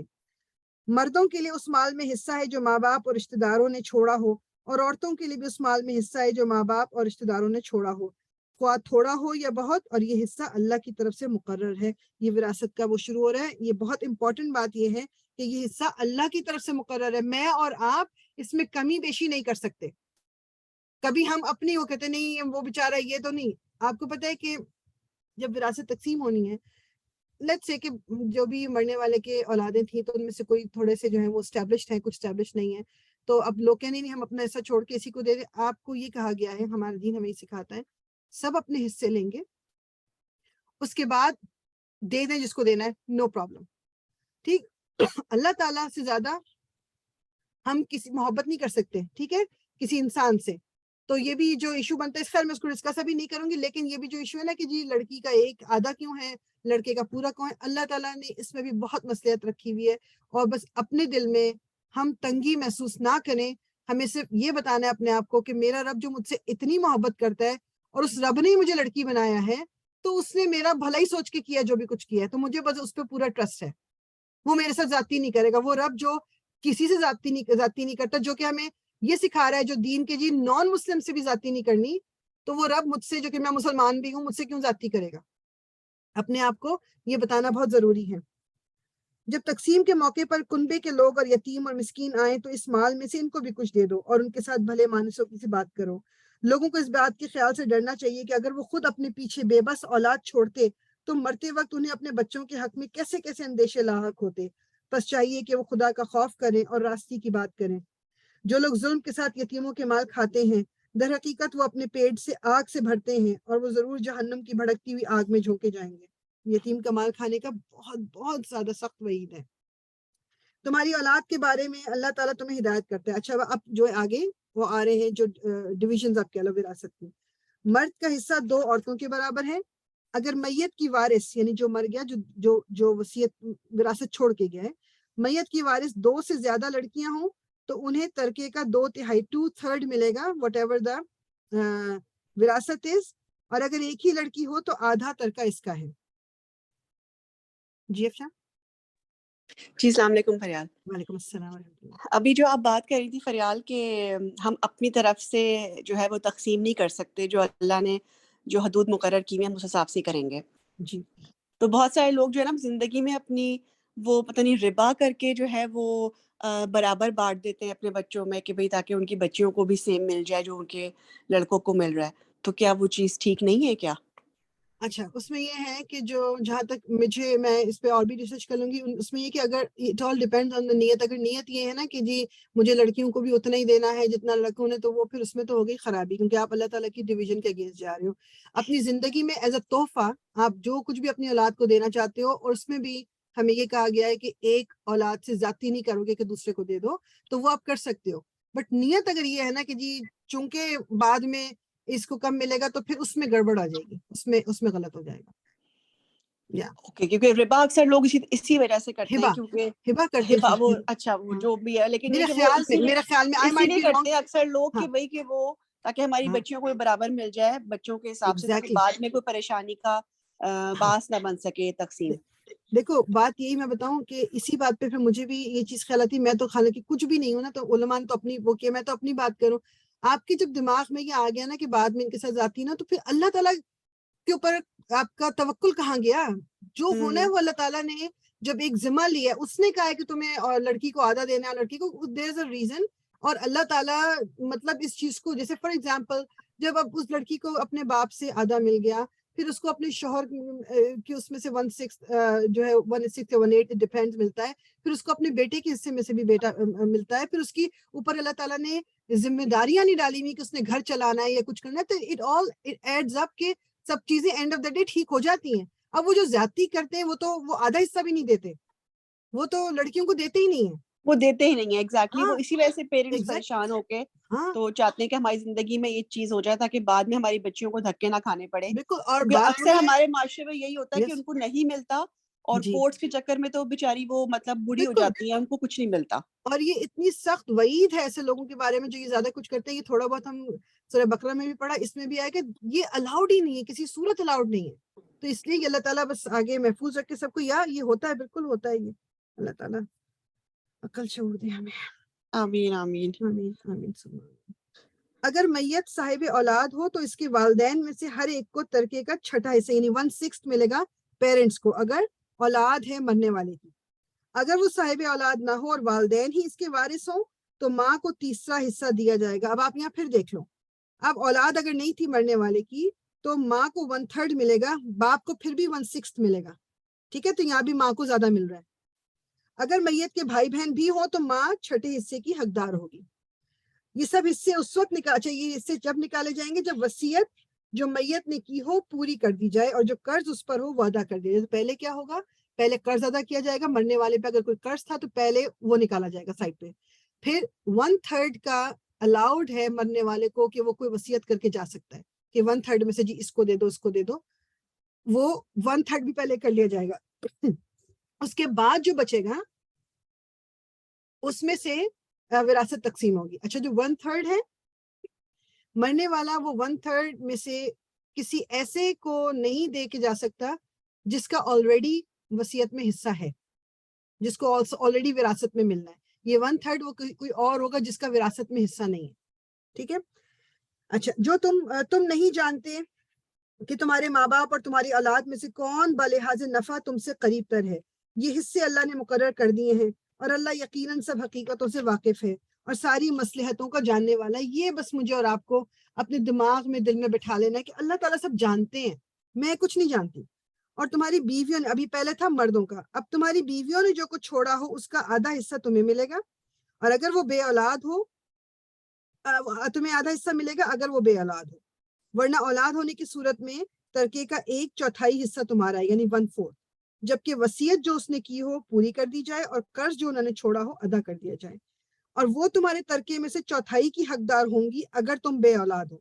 ठीक है, अगर कोई औलाद नहीं है तो शौहर की जो जायदाद है उसमें बीवी को 1/4 मिलेगा, वरना साहिब औलाद होने की सूरत में उसका हिस्सा 1/8 होगा, क्योंकि उसको फिर बेटे की तरफ से भी मिल जाएगा। बाद इसके जो वसीयत तुमने की हो वो पूरी कर दी जाए और जो कर्ज तुमने छोड़ा हो वो अदा कर दिया जाए। अगर वो मर्द या औरत जिसकी मिरास तकसीम तलब है बे औलाद भी हो और इसके माँ बाप भी जिंदा ना हो, मगर इसका एक भाई या एक बहन मौजूद हो, तो भाई और बहन हर एक को छठा हिस्सा मिलेगा, और भाई बहन एक से ज्यादा हो तो कुल तरके के 1/3 में यानी 1/3 में वो सब शरीक होंगे, जबकि वसीयत जो की गई हो पूरी कर दी जाए और कर्ज जो मैयत ने छोड़ा हो अदा कर दिया जाए, बशर्त ये कि वो जरर रिसा ना हो। मतलब कि अगर, ये भी हम सूरह बकरा में पढ़ के आ रहे हैं कि अगर मरने वाले ने कोई वसीयत ऐसी की है या हिस्सों में कुछ गलती की है, तो जो लोग पीछे केयर टेकर हैं जो उसको कैरी आउट करेंगे, दे कैन चेंज इट बेहतरी के लिए। ठीक है, ज्यादती करने के लिए नहीं कर सकते, वरना ये, और जो ये हमारी कॉन्सेप्ट है कि मरने वाला मर गया उसकी विरासत तकसीम ही नहीं होती, और ये उसके लिए बहुत भारी होता है, दिस इज नॉट गुड, हमें फौरन तकसीम करनी है उसको। ठीक है, ये जी अफशा। जी फरियाल, ये जो तुम बता रही हो तो शरई तरीका है ना, लेकिन अब हम यहाँ रहते हैं, जैसे और लोग ऐसे मुल्कों में रहते हैं जहाँ पे शरई जो है तरीके लागू नहीं होते, तो जी वो फिर उस सिलसिले में फिर वो क्या किया जाए? क्योंकि अगर सपोज उन्होंने कुछ नहीं किया हुआ, कोई वसीयत नहीं की हुई, कोई विल नहीं सिंपल, बनाई हुई, तो इट्स वो वेरी तो सिंपल। वो ये है कि आपको जरूर, आप में से हर एक के पास आपकी विल लिखी हुई हो, यहाँ पर हर मस्जिद में हर उसमें फॉर्म मौजूद है, और उसमें फिर आप, और अगर सिंपल करना चाहो सिर्फ कि you have to make sure it is written down that आप शरई तरीके से अपनी विरासत तकसीम करना चाहते हो। अदरवाइज अगर ये सब कुछ नहीं लिखा हुआ होता, आपकी कोई विल नहीं है, then they can do whatever they want to do, फिर वो स्टेट के पास चली जाती है। तो ये फॉर्म बहुत इजीली डाउनलोडेबल है, आप इसना की वेबसाइट पे भी है, इकना की उसमें भी है, डिफरेंट उन्होंने, ये सिंपल है। कहीं पर तो वो थोड़े से पैसे लेके आपके लिए फिल भी कर देते हैं, एंड देन आप गवाह बनवाते हो, उसको साइन करके एक कॉपी अपने पास रखें, एक फिर जो भी आपके वो हैं जिनको आपने एक साथ में बनाया हुआ है अपना केयर टेकर, तो वो आपके साइन उनके भी होंगे, एंड दिस इज, फिर उसके बाद ये लोग कुछ नहीं कर सकते। ठीक है अच्छा, जी फरियाल, यहाँ तो मतलब बच्चों के बारे में भी जैसे है ना कि बिल्कुल वो गवर्नमेंट पे है, तो आपको बिल्कुल ये वसीयत तो लाजमी कोशिश करनी चाहिए लाजमी, करें, क्योंकि वो अथॉरिटी उनके पास आ जाती है बच्चों जी की, और वो किसी बिल्कुल नॉन मुस्लिम को दे दें, किसको दे दें, जी किसको फॉस्टर केयर बना दें। बिल्कुल बिल्कुल, ये बच्चों का भी लिखना जरूरी है, क्योंकि आप किसी को जो चूज करोगे कि जी मेरे बाद बच्चे इसके अंडर आएंगे, इसके अंडर आएंगे, you have to make sure जिनके छोटे बच्चे हैं कि you have clearly written that down, otherwise वो बच्चों को, और ये हुआ है, लोग बाद में, आई नो कि वो कौन सी ऑर्गेनाइजेशन है वो ढूंढ रहे थे कि कोई मुसलमान उनको फॉस्टर पेरेंट्स मिल जाए, क्योंकि वो मुसलमान बच्चे थे जो क्रिश्चियंस के पास या हिंदुओं के पास वो बच्चे दे दिए गए थे। नहीं, तो इस सवाल का मकसद ये भी था फरियाल, एक तो क्लैरिटी मिल जाए, और दूसरा है हाँ जिनको नहीं मालूम उनको मालूम हो जाए, बिल्कुल, और मेरा ख्याल है हमारा ये फर्ज बनता है, क्योंकि मैं बहुत सारे लोगों को ऐसी मिली हूँ जो नए आते हैं कनाडा, उनको पता ही नहीं होता नहीं पता कि होता, हमें विल यस, बनानी जरूरी होती है, वो बस रह रहे होते हैं। हाँ तो बिल बहुत खुदारा जरूरी है, खास्ता हमें जरूरी है कि थोड़ी सी अवेयरनेस और नए आने वालों में भी फैलाएं कि भाई अगर जी ये नहीं किया उन्होंने तो हम उनको हाँ आगाही दे के भाई वो कर लें। बिल्कुल बिल्कुल, इंशाल्लाह ये सबका। और पता है हमारे दीन में ये है कि एक दिन भी ऐसा ना गुजरे कि आपने अपनी वसीयत ना लिखी हो। अब किसी मुसलमान कंट्री में है तो वो एक अलग बात है, लेकिन यहाँ रहते हुए तो डेफिनेटली कोई दिन ना गुजरे कि हमने ये चीज लिख के ना रखी हो अपने उसके बारे में। तो इसलिए अगर किसी ने नहीं बनाई हुई विल तो प्लीज डू मेक इट, वो ये बहुत बहुत ज्यादा इंपॉर्टेंट है, ये बहुत जरूरी है। जज़ाकल्लाह खैर नक्शा। ये हुक्म है अल्लाह की तरफ से, और अल्लाह दाना और बीना है और नरम खू है। ये अल्लाह की मुकर्रर की हुई हदें हैं, जो अल्लाह और उसके रसूल की अताअत करेगा उसे अल्लाह ऐसे बागों में दाखिल करेगा जिसके नीचे नहरें बहती होंगी, और इन बागों में वो हमेशा रहेगा, और यही बड़ी कामयाबी है। और जो अल्लाह और उसके रसूल की नाफरमानी करेगा और इसकी मुकर्रर की हुई हदों से तजावज़ करेगा, उसे अल्लाह आग में डालेगा जिसमें वो हमेशा रहेगा, और इसके लिए रुस्वा कुन सजा है। यानी ये अल्लाह ने जो बाउंड्रीज बताई हैं, we have to follow them. हम अल्लाह से ज्यादा किसी से मोहब्बत नहीं कर सकते, इवन अपनी औलाद से भी हम ज्यादा मोहब्बत नहीं करते, अल्लाह ताला ज्यादा मोहब्बत करता है। तुम्हारी औरतों में से जो बदकारी की मुर्तकिब हो उन पर अपने अपने में से 4 आदमियों की गवाही लो, और अगर 4 आदमी गवाही दे दें तो इनको घरों में बंद रखो यहाँ तक कि उन्हें मौत आ जाए या अल्लाह उनके लिए कोई रास्ता निकाल दे। और तुम में से जो इस फेल का इर्तिकाब करें ان دونوں کو تکلیف دو، پھر اگر وہ توبہ کر لیں اور اپنی اصلاح کر لیں تو انہیں چھوڑ دو کہ اللہ بہت توبہ قبول کرنے والا اور رحم فرمانے والا ہے۔ میں اس میں ڈیٹیل میں نہیں جاؤں گی، صرف میں کوئکلی ایک بات یہ بتا دوں گی، 4 گواہ از دا موسٹ امپورٹنٹ بات، کہ 4 گواہ، علماء یہ کہتے ہیں کہ 4 گواہوں نے، اگر عورت کی اگر بات کریں یا بندے کی بھی بات کر لیں، 4 لوگوں نے انہیں وہ زنا کرتے ہوئے دیکھا ہو تب گواہی دے سکتے ہیں، زنا کی ایکٹ کرتے ہوئے، سنی سنائی نہیں کہ ایک نے کہا دوسرے نے کہا، اور 4 witnesses are important only then کوئی الزام لگ سکتا ہے اور پھر سزا دی جائے گی۔ اگر ایک بھی مسنگ ہے، 3 لوگ ہو گئے کہ 3 نے ان کو دیکھا کچھ کرتے ہوئے، تب بھی کوئی گواہی نہیں، تب بھی کوئی سزا نہیں۔ تو دیکھنے میں بظاہر یہ سزائیں بہت سخت لگتی ہیں، بٹ آپ اگر ان کی باؤنڈریز اور ان کی ریکوائرمنٹس کو دیکھو، یہ پاسبل نہیں ہے۔ کون کوئی جتنا بھی وہ کیسے ہوگا کہ لوگ 4 لوگوں کے سامنے کوئی جا کے یہ زنا کرے گا؟ ٹھیک ہے، تو اس لیے ان چیزوں کو ذرا ان پہ تھوڑا سا غور کر لینا چاہیے ہمیں۔ اور یہ جان لو کہ اللہ پر توبہ کی قبولیت کا حق انہی لوگوں کے لیے ہے جو نادانی کی وجہ سے کوئی برا فعل کر گزرتے ہیں اور اس کے بعد جلدی ہی توبہ کر لیتے ہیں۔ ایسے لوگوں پر اللہ اپنی نظر عنایت سے پھر متوجہ ہو جاتا ہے، اور اللہ ساری باتوں کو کی خبر رکھنے والا اور حکیم و دانا ہے۔ مگر توبہ ان لوگوں کے لیے نہیں ہے جو برے کام کیے چلے جاتے ہیں، یہاں تک کہ جب ان میں سے کسی کی موت کا وقت آ جاتا ہے تو اس وقت وہ کہتا ہے کہ اب میں نے توبہ کی۔ اور اسی طرح توبہ ان کے لیے بھی نہیں ہے جو مرتے دم تک کافر رہیں۔ ایسے لوگوں کے لیے تو ہم نے دردناک سزا تیار کر رکھی ہے۔ اگین کلیئر ہو گیا کہ جو کافر مرتا ہے پھر اس کی توبہ نہیں ہے، جس طرح فرعون کے لیے ہے نا کہ جب وہ ڈوب رہا تھا تو اس وقت اس نے کہا کہ میں موسیٰ کے رب پہ ایمان لاتا ہوں، مگر اس وقت توبہ قبول نہیں ہوتی۔ اے لوگوں جو ایمان لائے ہو، تمہارے لیے یہ حلال نہیں ہے کہ زبردستی عورتوں کے وارث بن بیٹھو، اور نہ یہ حلال ہے کہ انہیں تنگ کر کے اس مہر کا کچھ حصہ اڑا لینے کی کوشش کرو جو تم انہیں دے چکے ہو۔ جس طرح ایک تو یہ وارث بننے کی بھی بات ہے کہ جی شوہر کا کسی کی اللہ نہ کرے ڈیتھ ہوگی، یوزلی جب لڑکی ینگ ہوتی ہے، اب جناب وہ شوہر کے چھوٹے بھائی سے شادی کر لو کیونکہ خاندان میں رہے، کوئی بچہ ہے تو یہ زیادتی ہے۔ یا اس کے ایون اس لڑکی کے اپنے گھر والے اگر یہ اس کی مرضی کے اگینسٹ ہی کرواتے ہیں تو یہ زیادتی ہے، یہ they are not allowed to do that. ہاں اگر وہ کسی سری بد چلنی کی مرتکب ہو تو ضرور تمہیں تنگ کرنے کا حق ہے۔ مطلب تنگ کرنے سے مراد یہ کہ اگر وہ اوپنلی کوئی عورت کوئی بد چلنی میں خیرات اس پہ چل رہی تو پھر جو اس کے وارث ہیں، جو اس کے ولی ہیں، ان کا پورا حق ہے کہ اس کو کنٹرول کریں کسی طرح۔ ان کے ساتھ بھلے طریقے سے زندگی بسر کرو، اگر وہ تمہیں ناپسند ہو تو ہو سکتا ہے کہ ایک چیز تمہیں پسند نہ ہو مگر اللہ نے اسی میں بہت کچھ بھلائی رکھی ہو، اور اگر تم ایک بیوی کی جگہ دوسری بیوی لے آنے کا ارادہ ہی کر لو تو خواہ تم نے اسے ڈھیر سا مال ہی کیوں نہ دیا ہو، اس میں سے کچھ واپس نہ لینا۔ کیا تم اسے بہتان لگا کر اور صحیح ظلم کر کے واپس لوگے؟ اور آخر تم اسے کس طرح سے لے لوگے جبکہ تم ایک دوسرے سے لطف اندوز ہو چکے ہو اور وہ تم سے پختہ عہد لے چکی ہیں؟ اور جن عورتوں سے تمہارے باپ نکاح کر چکے ہوں ان سے ہرگز نکاح نہ کرو مگر جو پہلے ہو چکا سو ہو چکا، یعنی کہ یہ اسلام آنے سے پہلے this was a normal practice. باپ نے شادی کی، باپ نے چھوڑا بیٹے نے کر لی، یا بیٹے نے چھوڑا تو باپ نے کر لی، there was nothing۔ اب ہمارے دین میں this is not at all allowed for life۔ بیٹے کی بیوی تھی، اسے طلاق بھی دے دی، جو بھی کر دیا، باپ کسی صورت بھی کبھی بھی شادی نہیں کر سکتا اس لڑکی سے۔ در حقیقت یہ ایک بے حیائی کا فعل ہے، ناپسندیدہ ہے اور برا چلن ہے تم پر۔ اب یہ جو آیات ہے نا، یہ اپنے پاس نوٹ کر لیں۔ اب اس کے بعد میرے خیال میں اسی پہ ہم اسی پہ اینڈ کر دوں گی انشاءاللہ تعالیٰ۔ آیا نمبر 23 ہے کہ اللہ تعالیٰ نے یہ بتا دیے ہمارے محرم رشتے جن سے پردہ نہیں ہے، ٹھیک ہے، محرم رشتے جن سے شادی نہیں ہے۔ تم پر حرام کی گئیں تمہاری مائیں، بیٹیاں، بہنیں، پھپھیاں، خالائیں، بھتیجیاں، بھانجیاں، اور تمہاری وہ مائیں جنہوں نے تم کو دودھ پلایا ہو، اور وہ تمہاری دودھ شریک بہنیں، اور تمہاری بیویوں کی مائیں، اور تمہاری بیویوں کی لڑکیاں جنہوں نے تمہارے گودوں میں پرورش پائی ہے۔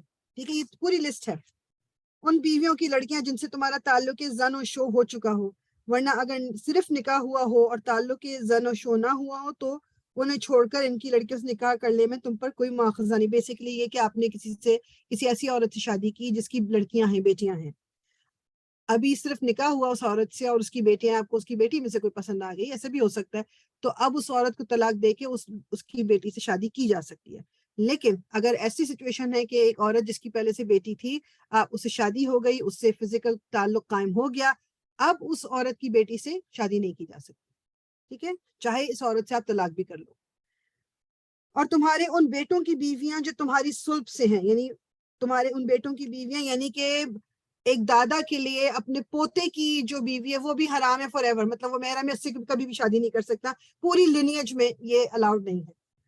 اور یہ بھی تم پر حرام کیا گیا ہے کہ ایک نکاح میں 2 بہنوں کو جمع کرو، مگر جو پہلے ہو گیا سو ہو گیا، اللہ بخشنے والا اور رحم کرنے والا ہے. یہیں پر اینڈ کریں گے. یعنی کہ بیسیکلی وہ یعنی جو یہ رشتے بتائے ہیں نا، یہ وہ رشتے ہیں جن سے شادی جائز نہیں ہے. یہ وہ رشتے ہیں جو پھر محرم ہو گئے. ٹھیک ہے، یہ آپس میں محرم رشتے ہیں. ادھر سے ہی پتہ چلتا ہے. اب اس میں کہیں پر وہ اللہ تعالیٰ نے کزنس کا ذکر نہیں کیا ہوا، اس میں پھپھوں کا، خالوؤں کا، ان کا کسی کا ذکر نہیں، بیکاز وہ محرم رشتے نہیں ہیں. جب اگر ایک پھپھا ہے کسی کا، جب پھپھی کی ڈیتھ ہو جاتی ہے یا طلاق ہوگی تو وہ اس پھپھا سے ایک بھتیجی شادی کر سکتی ہے. دیر از نو، اس میں کوئی رکاوٹ نہیں. خالو بھی، جب خالہ کی اگر ڈیتھ ہو جاتی ہے اور وہ خالو یا اس کے درمیان ڈیورس ہو جاتی ہے، اس خالو سے وہ جو پہلے بھانجی تھی وہ شادی کر سکتی ہے.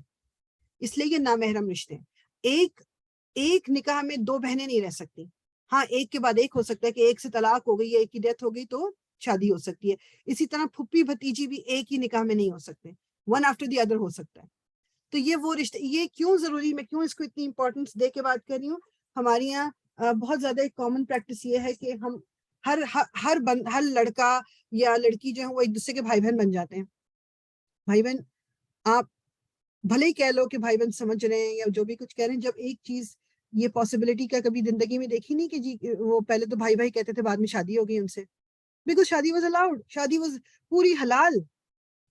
یہ اللہ تعالیٰ نے جب اللہ تعالیٰ نے ان رشتوں میں یہ رکھا ہے کہ یہ نامحرم رشتے ہیں، تو مجھے اور آپ کو ان کو اسی طرح ماننا ہے. میں اور آپ اپنی مرضی سے ان کے بارے میں فتوی نہیں دے سکتے کہ بھائی اٹس اوکے، بھائی کی طرح ہے بالکل، اس کی دل میں برا خیال تھوڑی آئے گا، بالکل بھائی بہن بچپن سے ساتھ بڑے ہوئے ہیں. نو میٹر واٹ، جو اللہ تعالیٰ نے کہا ہے اس پہ ہمیں یقین رکھنا ہے. کیونکہ ایسے میں نے اس طرح کی سٹوری سنی ہوئی ہے کہ جہاں یہ چیزیں ہوئی ہیں، گڑبڑیں ہوئی ہیں. مطلب شادی کی بات نہیں کری، شادی تو ایک نارمل چیز ہے، کہ گڑبڑ ہوئی ہے، غلط کام ہو گیا، زنا ہو گیا، اور وہ بھائی تھے، مطلب بھائی سمجھتے تھے وہ ان کو. اینی ویز، سو یہیں پر ہم اینڈ کرتے ہیں انشاءاللہ تعالیٰ. میں نے آیت کو مینشن بھول گئی، میں نے پیج بند کر دیا. ایک سیکنڈ، آیت مینشن کر دیتے ہیں جہاں ہم نے اینڈ کیا ہے. کل پھر ہم ادھر سے شروع کریں گے. جی، تو آیت نمبر 23. السلام علیکم فریبا جی. وعلیکم السلام ورحمۃ اللہ. سورہ کیا آل عمران ہی ہے یا نہیں، دوسری؟ سورہ نساء. ٹھیک ہے، سورہ جزاک نساء. اللہ. سبحانك اللهم وبحمدك نشهد أن لا إله إلا أنت نستغفرك ونتوب إليك. ربنا تقبل منا إنك أنت السميع العليم وتب علينا إنك أنت التواب الرحيم. الصلاة والسلام على رسول الله. الحمد لله رب العالمين.